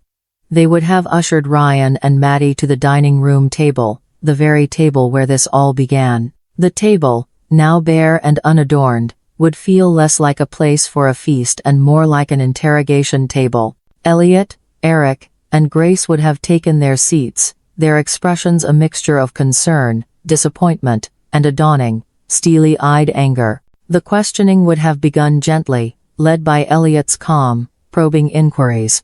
Maddie, Ryan, were a little concerned. Susan's email mentioned some financial stress, and, to be frank, things here don't seem quite as planned. Is there something you need to tell us? Maddie would have tried to lie. She would have doubled down on her story of mix-ups and unforeseen complications, her voice growing increasingly shrill as she felt the walls closing in. But her lies would be useless against the calm, rational pressure of three highly intelligent, deeply suspicious professionals. Grace, my sister, would have been the one to deliver the killing blow. She would have pulled out her phone, opened the password-protected PDF I had sent her, and placed it on the table. "Let's talk about this, Maddie," Grace would have said, her voice quiet but carrying the unyielding weight of authority. "Let's talk about the $50,000 in credit card debt. Let's talk about using Ryan's personal credit to fund your boutique inventory. Let's talk about the discrepancy between the lifestyle you project and the financial reality detailed right here. The spreadsheet. The raw, undeniable data. The truth, stripped of all emotional context, laid bare on the table. The game would be over. Ryan, I imagine, would have crumbled almost immediately. He had never been able to withstand direct, logical pressure. He would have started stammering, deflecting, trying to explain it all away as a misunderstanding, a temporary situation. But his words would be hollow, his excuses transparent. Maddie would have fought. She would have turned to rage, to tears, to accusations. She would have tried to paint me as the villain, a manipulative old woman trying to sabotage her. She would have claimed the spreadsheet was a lie, an invasion of privacy. But it would have been too late. The trust was already broken. Her audience, her investors, had seen the catastrophic flaw in her business model. They had seen the rot at the foundation of her perfectly curated brand. The perfect family Christmas had devolved into exactly what I had intended it to be, a stark, unflinching, and deeply uncomfortable intervention. From my peaceful perch in Laguna Beach, I felt a sense of somber vindication. This was not a victory I celebrated with joy. It was a necessary, painful amputation. They had built a life on a foundation of lies, propped up by my silence and enabled by my labor. I had simply, quietly, and methodically, kicked out the props. And now, surrounded by the family whose respect and money they so desperately craved, they were being forced to stand on their own. And they were collapsing. Mid-afternoon found me not on my serene balcony, but behind the wheel of my car, cruising slowly down the familiar, jacaranda-lined streets of my own neighborhood. I was not going home, not yet. I was merely an observer, a quiet satellite passing through the orbit of the disaster I had set in motion. A morbid curiosity, cold and detached, had compelled me to see the wreckage for myself. I parked a block away, under the shade of a sprawling oak tree, and watched. The scene was even more chaotically beautiful than I had imagined. The sleek Tesla and the other expensive cars were still parked in the driveway, but they now looked less like the vehicles of esteemed guests and more like the cars of officials at a quarantine site. The front door of my house was wide open, a gaping mouth in a silent scream. On the lawn, which was usually immaculate, were scattered the garish, oversized bags from a frantic Costco run. A giant, multipack of paper towels had split open, the white rolls scattered like fallen columns in a ruined temple. A wilted, unwatered Christmas tree lay on its side near the porch, still wrapped in netting, a casualty of a battle they had already lost. The intervention had clearly spilled outside. Through the wide living room window, I could see figures moving, their gestures sharp and angry. The calm, analytical inquiry I had imagined had evidently escalated into a full-blown family meltdown. Even from a distance, I could feel the waves of recrimination and fury emanating from the house. They were arguing loudly. The perfect family Christmas had become a battleground, and the casualties were their own lies. I allowed myself a small, grim smile, put the car in drive, and quietly pulled away. I had seen enough. The system I had designed was working perfectly. The truth, once introduced into their fragile ecosystem, was proving to be a ruthlessly effective poison. I returned to the tranquility of my resort, but the peace I had felt earlier was now replaced by a different kind of quiet. A waiting quiet. The quiet of a general who has given the order to advance, and now waits for the report from the front lines. That report came at 4:30 p.m. in the form of a call from my sister, Grace. "Susan," she said, her voice tight with a controlled fury that I knew all too well. It was the voice she used when she'd found a deliberate, multi-million-dollar accounting error in a corporate audit. It was the voice of a woman who had just uncovered not just a mistake, but a profound moral and ethical breach. "Grace," I replied calmly. "I take it the family reunion is in full swing." A short, mirthless laugh crackled down the line. "You could call it that. I'm sitting in my car in a Starbucks parking lot a mile away. I had to get out of there before I said something I'd later regret. Or, more accurately, something they'd later regret." I waited. "It's worse than we thought, Sue," she said, the humor gone from her voice. "Much, much worse." The spreadsheet was just the appetizer. I felt a cold knot form in my stomach. "What did you find?" "It wasn't just me," she explained. "After the initial confrontation, where Maddie tried to lie her way out of the $50,000 debt by calling it a creative financing initiative, Elliot took over. He wasn't emotional. He was just forensic. He asked to see the boutique's business plan.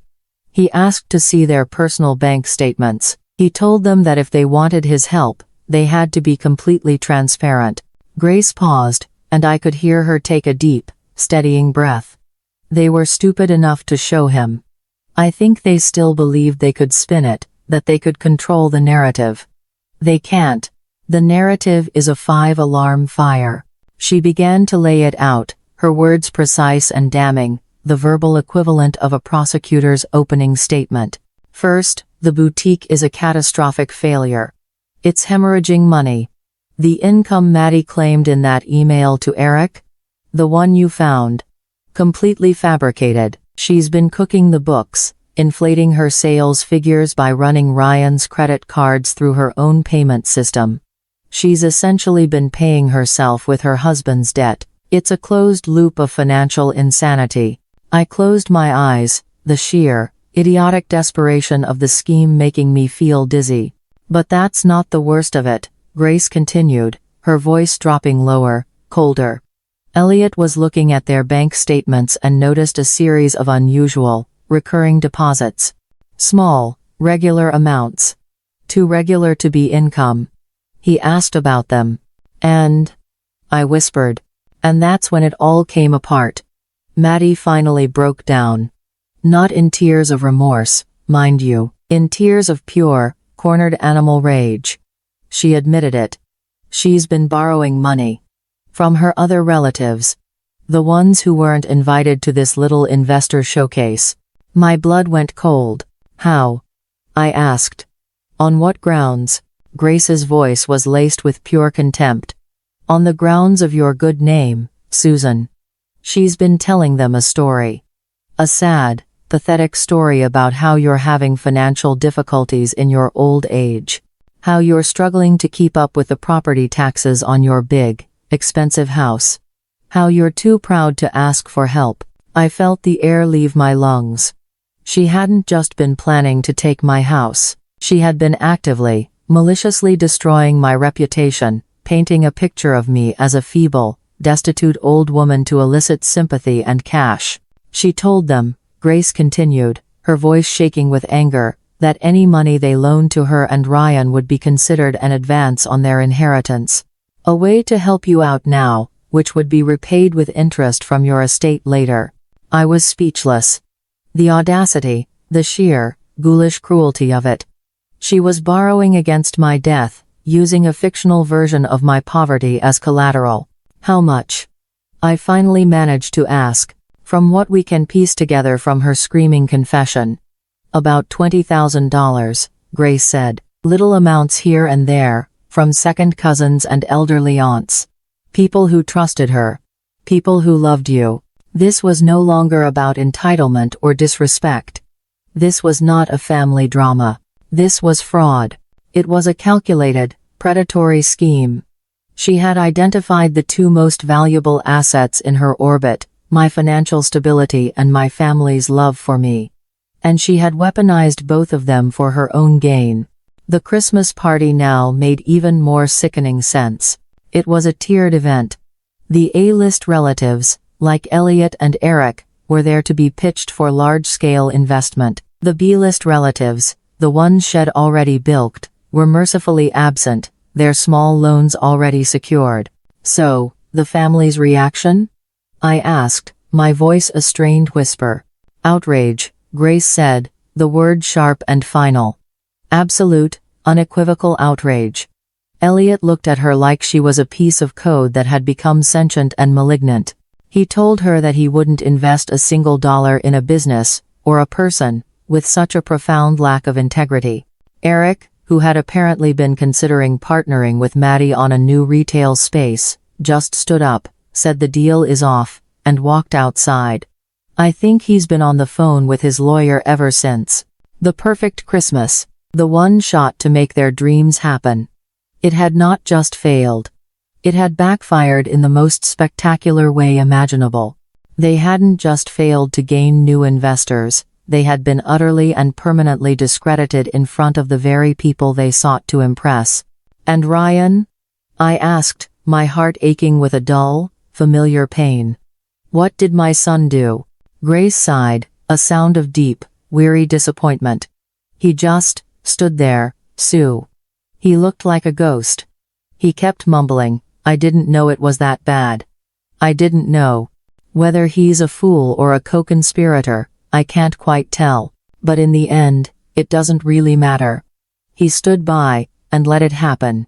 His silence was her collateral. We were both quiet for a moment, the ugly truth of that statement settling between us. So what now? I asked.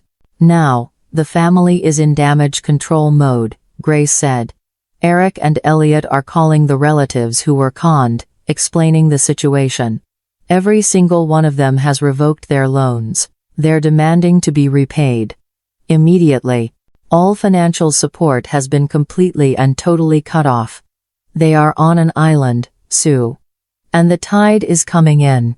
I looked out my hotel window at the calm, endless ocean.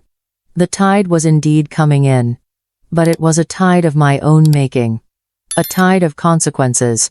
I'll be home this evening, Grace, I said, my voice no longer a whisper. It was firm, resolved. I think it's time for me to make an appearance. Are you sure you're ready for that? She asked, a note of genuine concern in her voice. A strange, cold certainty settled over me. I've never been more ready for anything in my life, I replied. This is no longer about a ruined holiday. It's about a reckoning. We hung up, and I stood there in the silent, luxurious room. The lies had been exposed. The conspiracy had been shattered, the financial support was gone. They were ruined. But the accounting was not yet complete. They had committed fraud using my name. They had attempted to steal my home. They had systematically abused my love and my trust for years. Their humiliation was only the beginning. The real consequences were yet to come. And I would be the one to deliver them. The drive home from Laguna Beach on Christmas Eve was surreal. The streets were quiet, the usual frantic energy of the holidays having finally subsided into a sacred hush. Homes glowed with the warm, cheerful lights of families gathered together. A light marine layer had rolled in, softening the edges of the world, creating an atmosphere of peace and introspection. I, however, was not at peace. I was a storm front, a low-pressure system of calm, cold fury, moving inexorably toward its target. The information Grace had given me had changed everything. This had escalated beyond a mere family drama about entitlement and disrespect. It had crossed the bright, sharp line into the territory of illegality. Fraud. Deception for financial gain. The words echoed in my mind, stark and ugly. They hadn't just used my love. They had used my very identity as a weapon and as collateral. I pulled onto my street.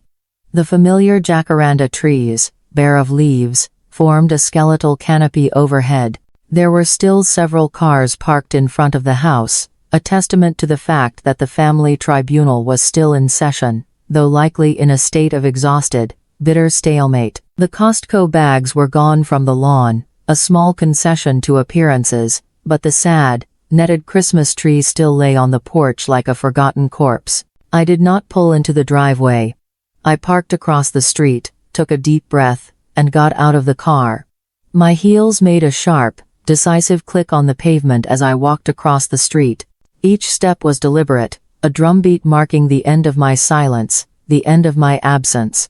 I walked up the porch steps, past the pathetic, abandoned tree, and paused before my own front door. I didn't need a key. It was slightly ajar. I pushed it open and stepped inside. The scene in my living room was one of utter devastation. It was the aftermath of a battle, where all sides had lost. The air was thick with resentment and exhaustion.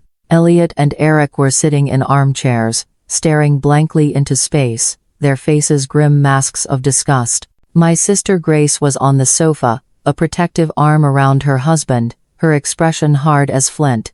The other relatives were scattered around the room, a silent, grim-faced jury.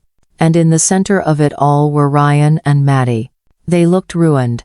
Ryan was slumped in a chair, his face buried in his hands. His shoulders shook with what might have been sobs, or might have been the tremors of a man whose entire world had just been systematically dismantled. He looked broken, pathetic, and utterly defeated. Maddie was another story. She was standing by the fireplace, her arms crossed tightly over her chest, a statue of pure, defiant rage. Her face was pale and blotchy, her eyes red-rimmed and swollen, but there was no remorse in them, only a venomous, cornered fury. She looked like a deposed queen, surveying the ruins of her kingdom, blaming everyone but herself for its fall. My entrance commanded the room. Every head turned. A collective, quiet gasp seemed to be sucked from the air. Ryan looked up, his face a mess of tears and disbelief. Maddie's eyes narrowed into slits, her glare a physical force of hatred. "Susan," Grace said, her voice soft with relief. I gave her a small, tight nod, but my eyes remained locked on Maddie. "I believe," I said, my voice cutting through the thick, toxic silence, "that you have all been discussing my financial affairs. I thought perhaps I should be present." Maddie let out a sound that was half scoff, half sob. "You," she spat, her voice raspy with spent rage. "You did this. This is all your fault. You planned this whole thing to humiliate me." "I planned nothing," I replied, my voice as cold and calm as a winter morning. "I simply stopped participating in your lies. The humiliation you're feeling is entirely of your own making. It's the consequence of your own actions." "My actions?" she shrieked, her control finally snapping. "I was trying to build a life. A future. Something more than this dusty, boring mausoleum." She gestured wildly at the room, at the home I had loved and cared for, as if it were a prison. "You were building a life on a foundation of fraud, Maddie," Elliot's voice boomed from the corner. It was the first time he'd spoken, and his tone was one of utter finality. "You lied to your family. You used your mother-in-law's good name to con people. There is no future in that. There is only a reckoning." Just as he said the word reckoning, there was a polite, firm knock at the open door. Every head turned again. Standing in the doorway was a man I had never met, but whose presence I had been anticipating. He was tall, impeccably dressed in a dark suit, his salt and pepper hair neatly combed. He carried a leather briefcase and radiated an aura of quiet, unshakable authority. "Good evening," he said, his voice calm and professional. "I'm looking for Susan Miller. My name is Robert Mendoza. I'm her attorney." A new kind of shock rippled through the room. A deeper, colder shock. The arrival of a lawyer shifted the landscape entirely. This was no longer a messy, emotional family argument to be smoothed over with apologies and time. The frame had changed. This was now a legal matter. I walked toward him and extended my hand. "Mr. Mendoza. Thank you so much for coming on Christmas Eve. Please, come in." He stepped inside, his sharp, intelligent eyes sweeping the room, taking in the scene with a practiced, dispassionate gaze. He was assessing the players, identifying the weaknesses, understanding the power dynamics in a single, comprehensive glance. He was a professional, and he had just stepped onto an amateur battlefield. Maddie stared at him, her mouth slightly agape. The fury in her eyes was now mixed with a new, unfamiliar emotion. "Fear." "A lawyer?" she whispered, the word sounding alien on her tongue. "Why? Why do you have a lawyer?" I turned to face her, my expression unreadable. "Because you left me no choice, Maddie," I said. "When family matters escalate to include identity fraud and financial elder abuse, the conversation ceases to be about feelings. It becomes about facts, about evidence, and about the law." I gestured for Mr. Mendoza to place his briefcase on the coffee table. He did so with a quiet efficiency, the soft click of the latches echoing in the dead silence of the room. He opened it and took out a thick sheaf of papers, bound neatly in a blue legal cover. He did not look at anyone but me. "Susan," he said, his voice clear and formal, "as per your instructions, I have prepared the preliminary documents." He handed the stack to me. I took it, the weight of the paper feeling solid and real in my hands. This was not an emotional outburst. This was a documented, legally sound, and utterly irreversible counteroffensive. "This is insane," Ryan mumbled from his chair, finally finding his voice. It was weak. Pleading. "Mom, what is this? We're family. You can't sue us. I looked at my son, at the shell of the man he had become. The ache in my heart was still there, a phantom limb of a love that had been amputated. But it no longer controlled me. This isn't about suing you, Ryan, I said, my voice softening for a moment, but losing none of its resolve. This is about protecting myself, something I should have started doing 5 years ago. This, I said, holding up the legal documents, is about establishing clear, permanent, and legally binding boundaries. The room was a vacuum, every ounce of oxygen sucked out by the gravity of the moment. They had all come here for a Christmas celebration. They had found themselves in the middle of a family implosion. And now, they were about to become witnesses to a formal, legal reckoning. The drama was over.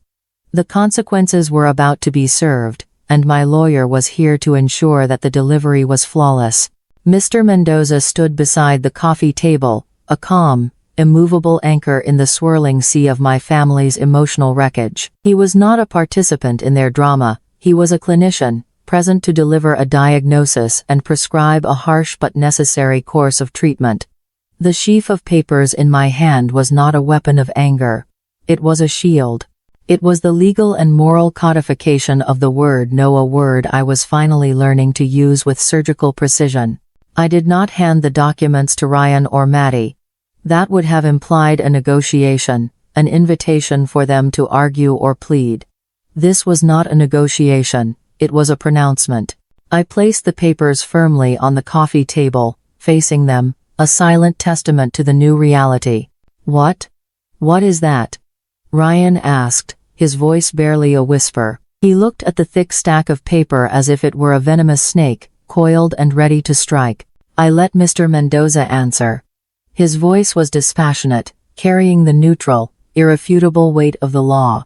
These are a series of legal instruments and notifications, Mr. Miller, he began, addressing Ryan but speaking to the entire room. They formalize a new set of boundaries and protections regarding your mother's assets and property. They are, for all intents and purposes, effective immediately. Maddie let out a sharp, incredulous laugh. It was a brittle, ugly sound. Boundaries? You brought a lawyer here on Christmas Eve to talk about boundaries, after you set us up and tried to destroy our lives? Before I could respond, my sister Grace spoke up, her voice cutting through the air like a razor.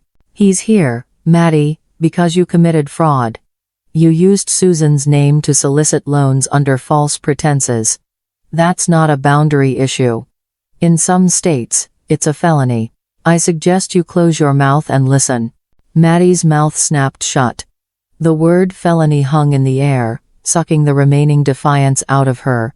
Mr. Mendoza, unfazed, continued as if there had been no interruption. First, he said, tapping the top page of the document stack with a pen. Let's discuss the matter of this house. He paused, letting his gaze sweep over the living room, the silent, tense faces, and finally settle on Maddie. I understand there has been some confusion regarding its future ownership and your perceived equity in the property. Maddie flinched as if he'd read her mind. Or, more accurately, her email. To eliminate any and all future confusion, Mr. Mendoza went on, you should be aware that as of 3 weeks ago, Susan transferred full title of this property into a legally binding, revocable living trust.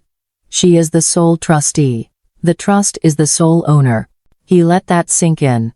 The room was utterly still. What that means, in layman's terms, he explained, his voice patient but firm, is that this house cannot be sold.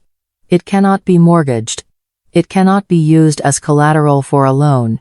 It cannot be promised, implicitly or explicitly, as part of any future inheritance without Susan's direct, written, and legally executed consent as trustee. Any attempts to do so would be considered fraudulent. He looked directly at Maddie. Furthermore, the terms of the trust are very specific. Upon Susan's death, the trust will be managed by a neutral third-party executor, a bank, not by a family member. Any decisions regarding the disposition of the property will be made by them, according to the strict instructions Susan has laid out. Your ability to influence, pressure, or emotionally manipulate your way into liquidating this asset is, as of now, legally non-existent. The fortress I had asked my lawyer to build was now revealed in all its impregnable glory. The asset Maddie had been counting on, the gold mine she was planning to plunder, had just vanished. It was a ghost, a mirage. She had been building her entire future on a foundation that had been legally removed from beneath her feet weeks ago. Her face, already pale, turned a ghostly shade of white. She looked from the lawyer to me, her eyes wide with a dawning, horrified understanding. The game wasn't just over. She had been playing on a phantom board all along. Second, Mr. Mendoza continued, his tone unchanging. The matter of access. He slid the top document off the stack, revealing a new one. This is a formal notice of redefined access privileges. Effective immediately, you and your husband, Mr. Miller, no longer have unrestricted, drop-in access to this property. You do not have a key. You do not have a garage door opener. All future visits must be requested in writing, at least 48 hours in advance, and explicitly approved by Susan. Any unannounced or unapproved presence on this property will be considered trespassing. If his first point had been a strategic dismantling of her future, this was a direct assault on her present.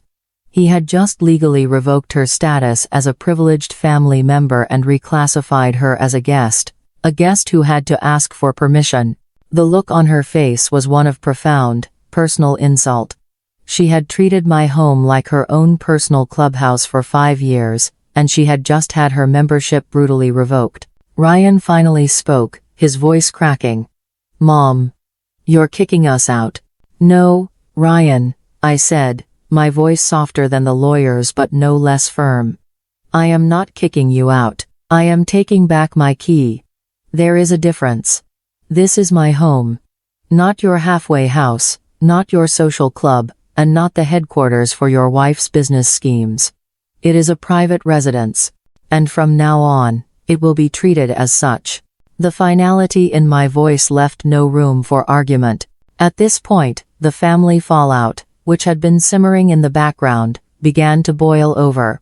Elliot, who had been listening with a grim, focused intensity, stood up. He was a man accustomed to making decisive, final judgments, and he had clearly reached his. He looked not at me, but at Maddie and Ryan. I have built my career on a simple principle, he said, his voice a low, powerful rumble. I invest in people, not just ideas. I look for integrity, transparency, and character. And what I have witnessed here today is a catastrophic failure on all 3 fronts. He turned to Maddie. You did not just lie about your business. You constructed an elaborate fantasy and tried to use your family as unwilling props and unwitting investors. You preyed on the good nature of your extended family and on the love and trust of your mother-in-law. In my world, that isn't just bad business. It's a character flaw so profound as to be irredeemable. He then looked at Ryan.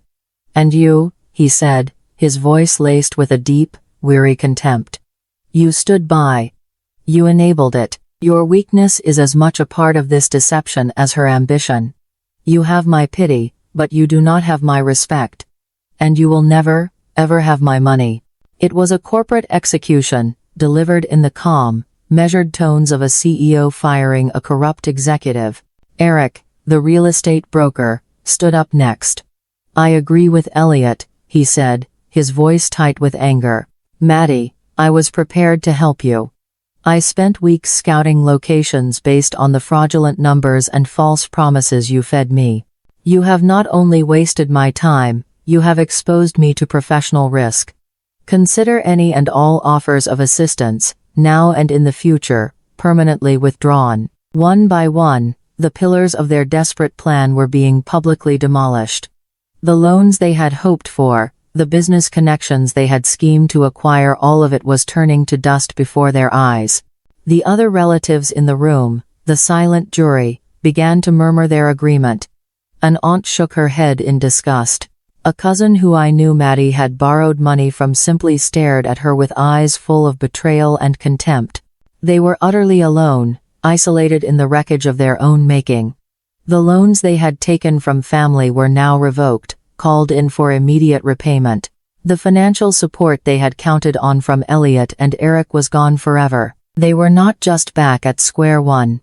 They were in a deep, dark hole, and the people they had hoped would throw them a rope were now methodically pulling the ladder up behind them. The reckoning was not just legal. It was total. It was a complete and utter repudiation of who they were, not just what they had done. They had gambled everything on an image, on a performance. And when the curtain was finally pulled back, there was nothing there but a desperate, ugly fraud. And no one, not their family, and certainly not I, was buying tickets to that show any longer. The weight of the family's collective judgment settled over the room, a heavy, suffocating blanket. Elliot's pronouncement and Eric's withdrawal were not just the pulling of financial plugs, they were moral verdicts, delivered with the cold finality of a gavel's strike. Ryan had shrunk so far into his chair he seemed to be physically disappearing, a man dissolving in his own shame. Maddie, however, was a different story. The fear and shock had receded, replaced by the hard, glittering defiance of someone who has lost everything and therefore has nothing left to lose. She stood rigid, her jaw clenched, a cornered animal preparing for a final, hopeless lunge. Her eyes darted around the room, not seeking forgiveness, but searching for a crack in the united front, a single sympathetic face she could exploit. She found none. It was in this dead, tense air that I took a step forward. The legal framework had been established by Mr. Mendoza. The family's condemnation had been delivered by Elliot and Eric. Now, it was my turn. This was not about law or finance. This was about the human debt they had accrued, the moral bankruptcy that was even more profound than their financial ruin. This is not just about documents and trusts, I said, my voice quiet but carrying to every corner of the silent room. This is about the damage you have done, not to my finances, but to the very idea of this family. I looked directly at Maddie. Her glare was a physical force, but I did not flinch. You did not just ask for money, Maddie, I said. You stole my good name. You went to people who love and trust me and you sold them a lie about my suffering for your own personal gain. That is a debt that cannot be repaid with money alone. I paused, letting the weight of the accusation settle.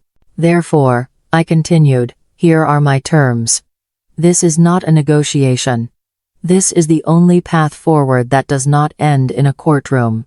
Mr. Mendoza, who had been standing silently, took a half step forward, a subtle reinforcement that underscored the gravity of my words. He was the unspoken consequence, the silent promise of what would happen if my terms were not met. First, I said, my voice clear and steady.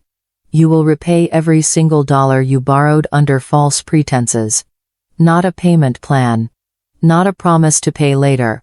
You will liquidate whatever you have to the lease on your new apartment, your car, your wife's designer handbags, and you will make every single one of those people whole. Immediately. I looked at my sister Grace, who gave a sharp, affirmative nod. She would be the auditor of this process, I knew, ensuring that not a single penny of the debt remained. Second, I went on, my gaze still locked on Maddie. You will apologize. Not a blanket, self-serving apology to the room. You will call every single person you lied to, one by one. You will look each of them in the eye even if it's over a video call, and you will tell them the truth. You will tell them that I was not in financial trouble. You will tell them that you lied, that you manipulated their love for me to get their money. You will own the entirety of your deception, without excuse or deflection.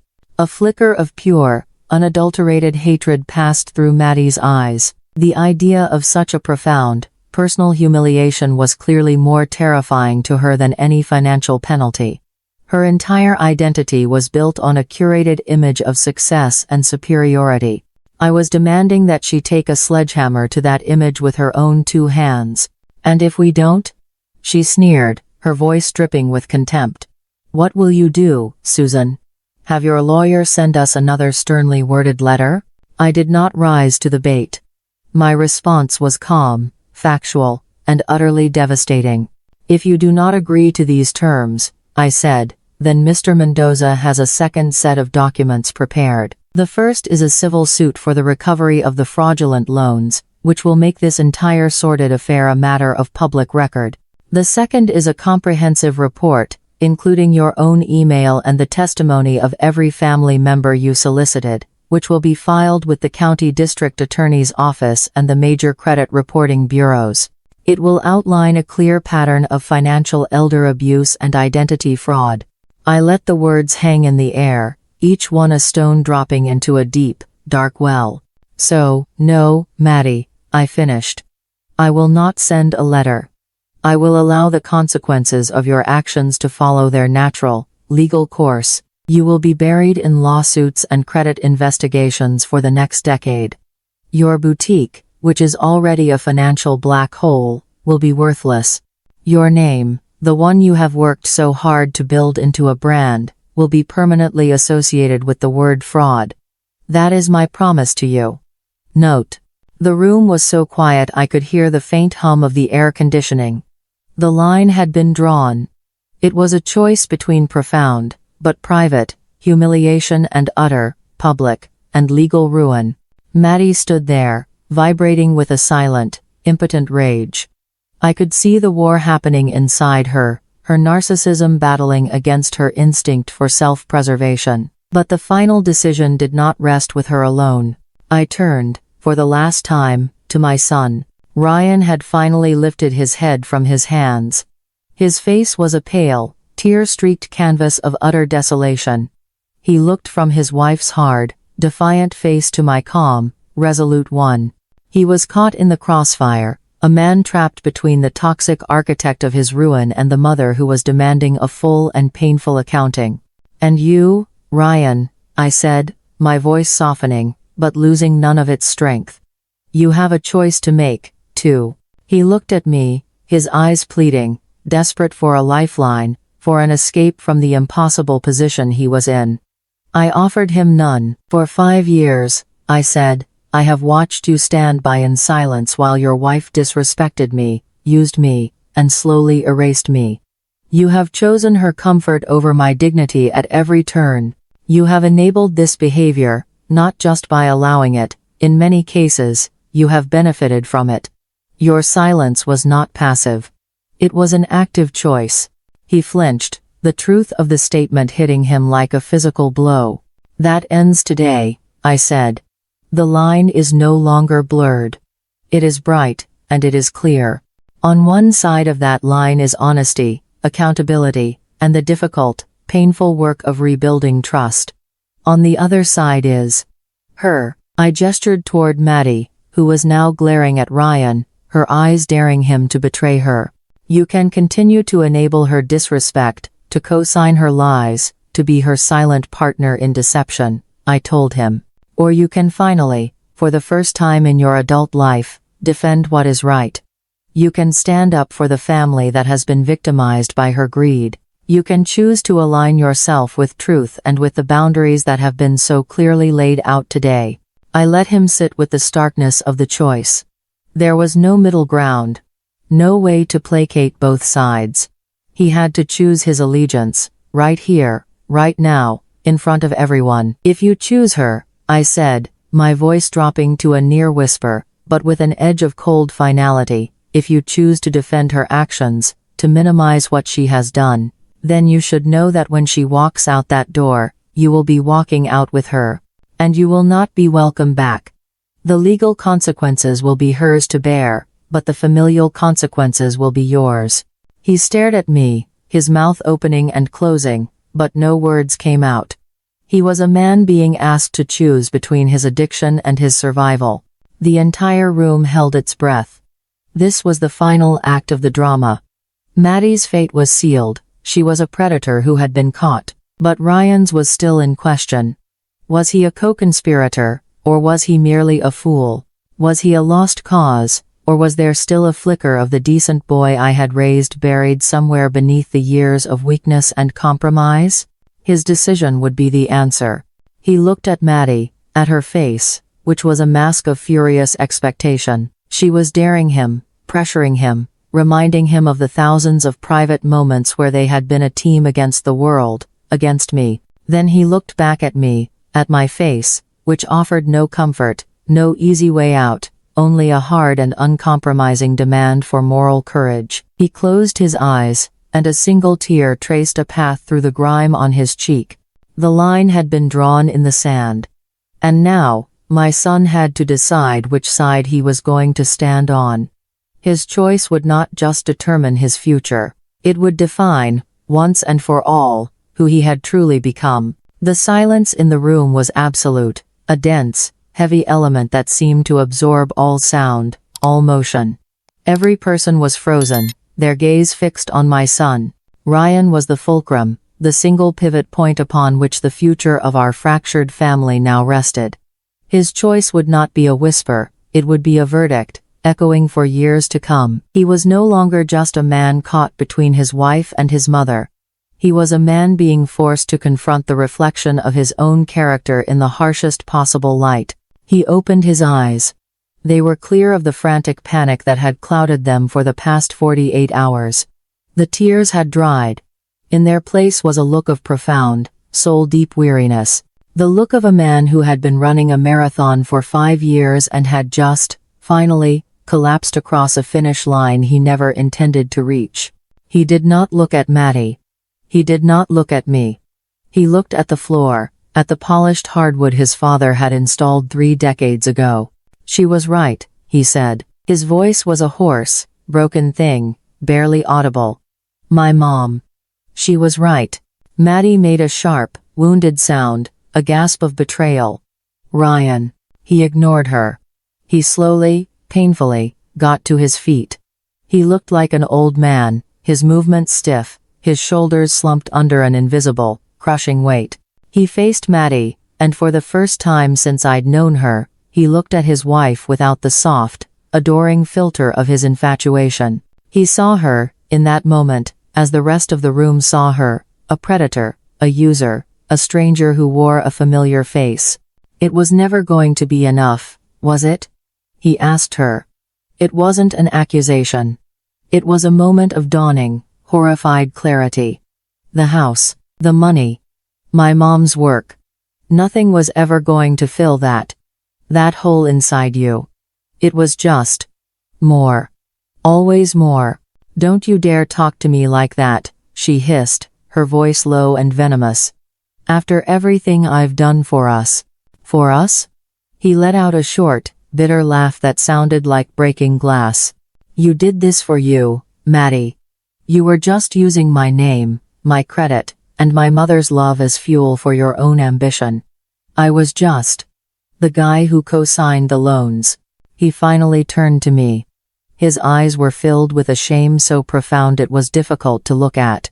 "I'm sorry, Mom," he whispered. The words were inadequate, a tiny bandage on a gaping wound, but they were the first true words he had spoken to me in years. "I'm so sorry. I let this happen. I chose to be blind because it was easier. I knew it was wrong, but I didn't want to see it. I didn't want to lose her." He glanced back at Maddie. "But I already had. I lost her, and myself, a long time ago." He had made his choice. He had crossed the line in the sand, leaving her standing alone on the side of lies and deception. Maddie's face crumpled, not in sadness, but in the final, impotent rage of a tyrant whose power has been irrevocably broken. The spell was shattered. Her most loyal subject had just renounced his citizenship. "Fine," she spat, her voice trembling. "Fine. Keep your dusty old house and your pathetic, spineless son.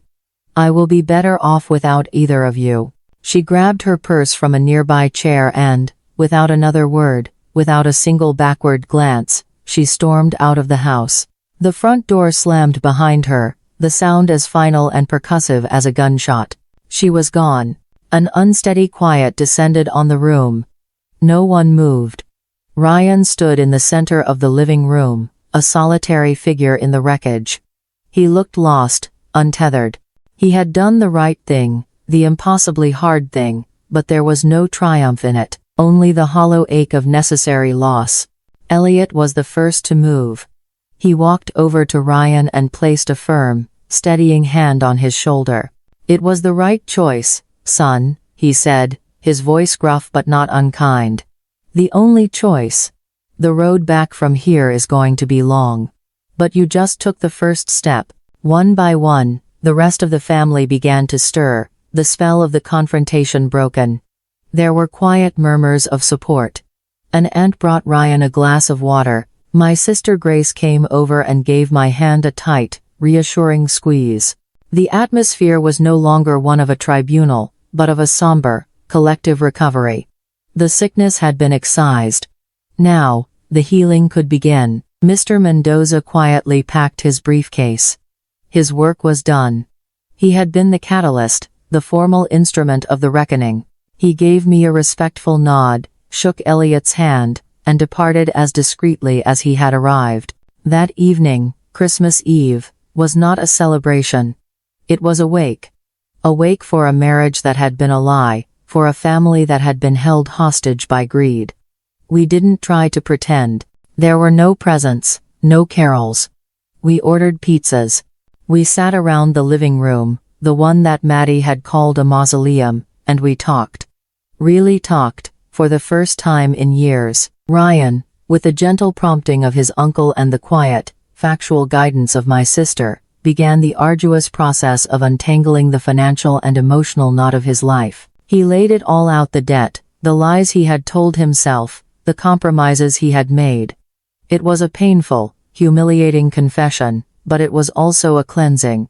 With every truth he spoke, another brick of the prison he had built around himself seemed to crumble. He agreed to all my terms. He would spend the next months liquidating his and Maddie's shared assets, what little there were, to repay every cent she had borrowed. He would make the calls. He would offer the apologies. He would take full ownership of his part in the deception. I did not offer to help him. This was his debt to pay, his mess to clean. My role was not to rescue him, but to hold the boundary, to insist on the accountability he had avoided for so long. That, I was beginning to understand, was the truest form of a mother's love. Not enabling, but empowering. Not rescuing, but respecting. As the evening wore on, a new, fragile sense of peace began to settle over the house. The relatives, seeing that the crisis had passed its peak, began to depart, offering quiet words of love and support to me, and somber, encouraging nods to Ryan. Soon, it was just me, Ryan, and Grace left in the quiet living room. Ryan looked at me, his eyes clear and sober. "I'll find a hotel for tonight," he said. "I'll get my things tomorrow." He understood the new rules. He did not assume he could stay. He was asking for permission. "You can stay in the guest room, Ryan," I said, my voice gentle. "For tonight." Gratitude, raw and overwhelming, washed over his face. He simply nodded, too choked up to speak, and slowly made his way upstairs. After he was gone, Grace turned to me. "Are you okay, Sue?" she asked, her eyes full of a sister's deep, knowing concern. I looked around my living room. The pizza boxes were stacked on the coffee table. The room was bare of any festive decoration. By any objective measure, it was a sad and lonely scene for a Christmas Eve.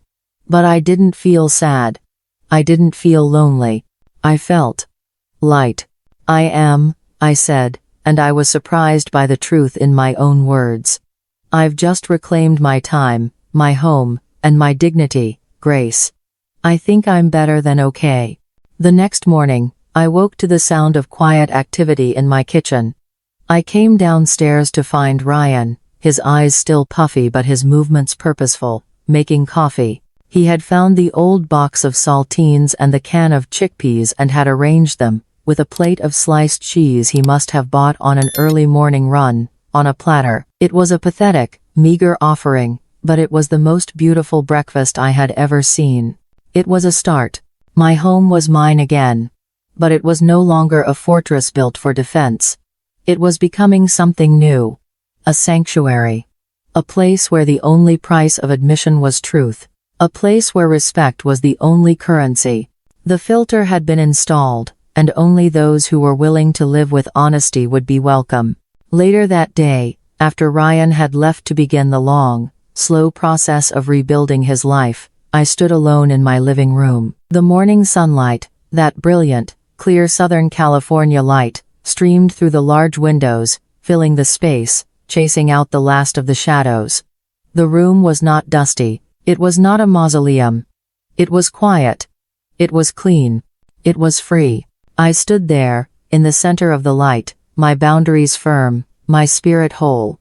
For the first time in 5 long years, my house was not just a property, it was a home. And peace, finally, was mine.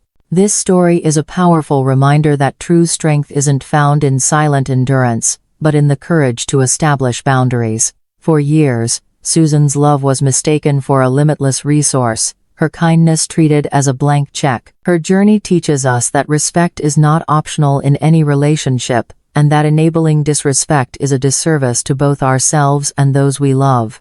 Sometimes, the most profound act of love is saying no, not as an act of rejection, but as a necessary act of reclaiming one's dignity and demanding the truth. True peace isn't given, it's earned. Now, if you liked this story, give it a like, subscribe to the channel, and tell me which part surprised you the most. Each subscription and comment from you is a great motivation for us to keep sharing more meaningful things in life. Thank you very much.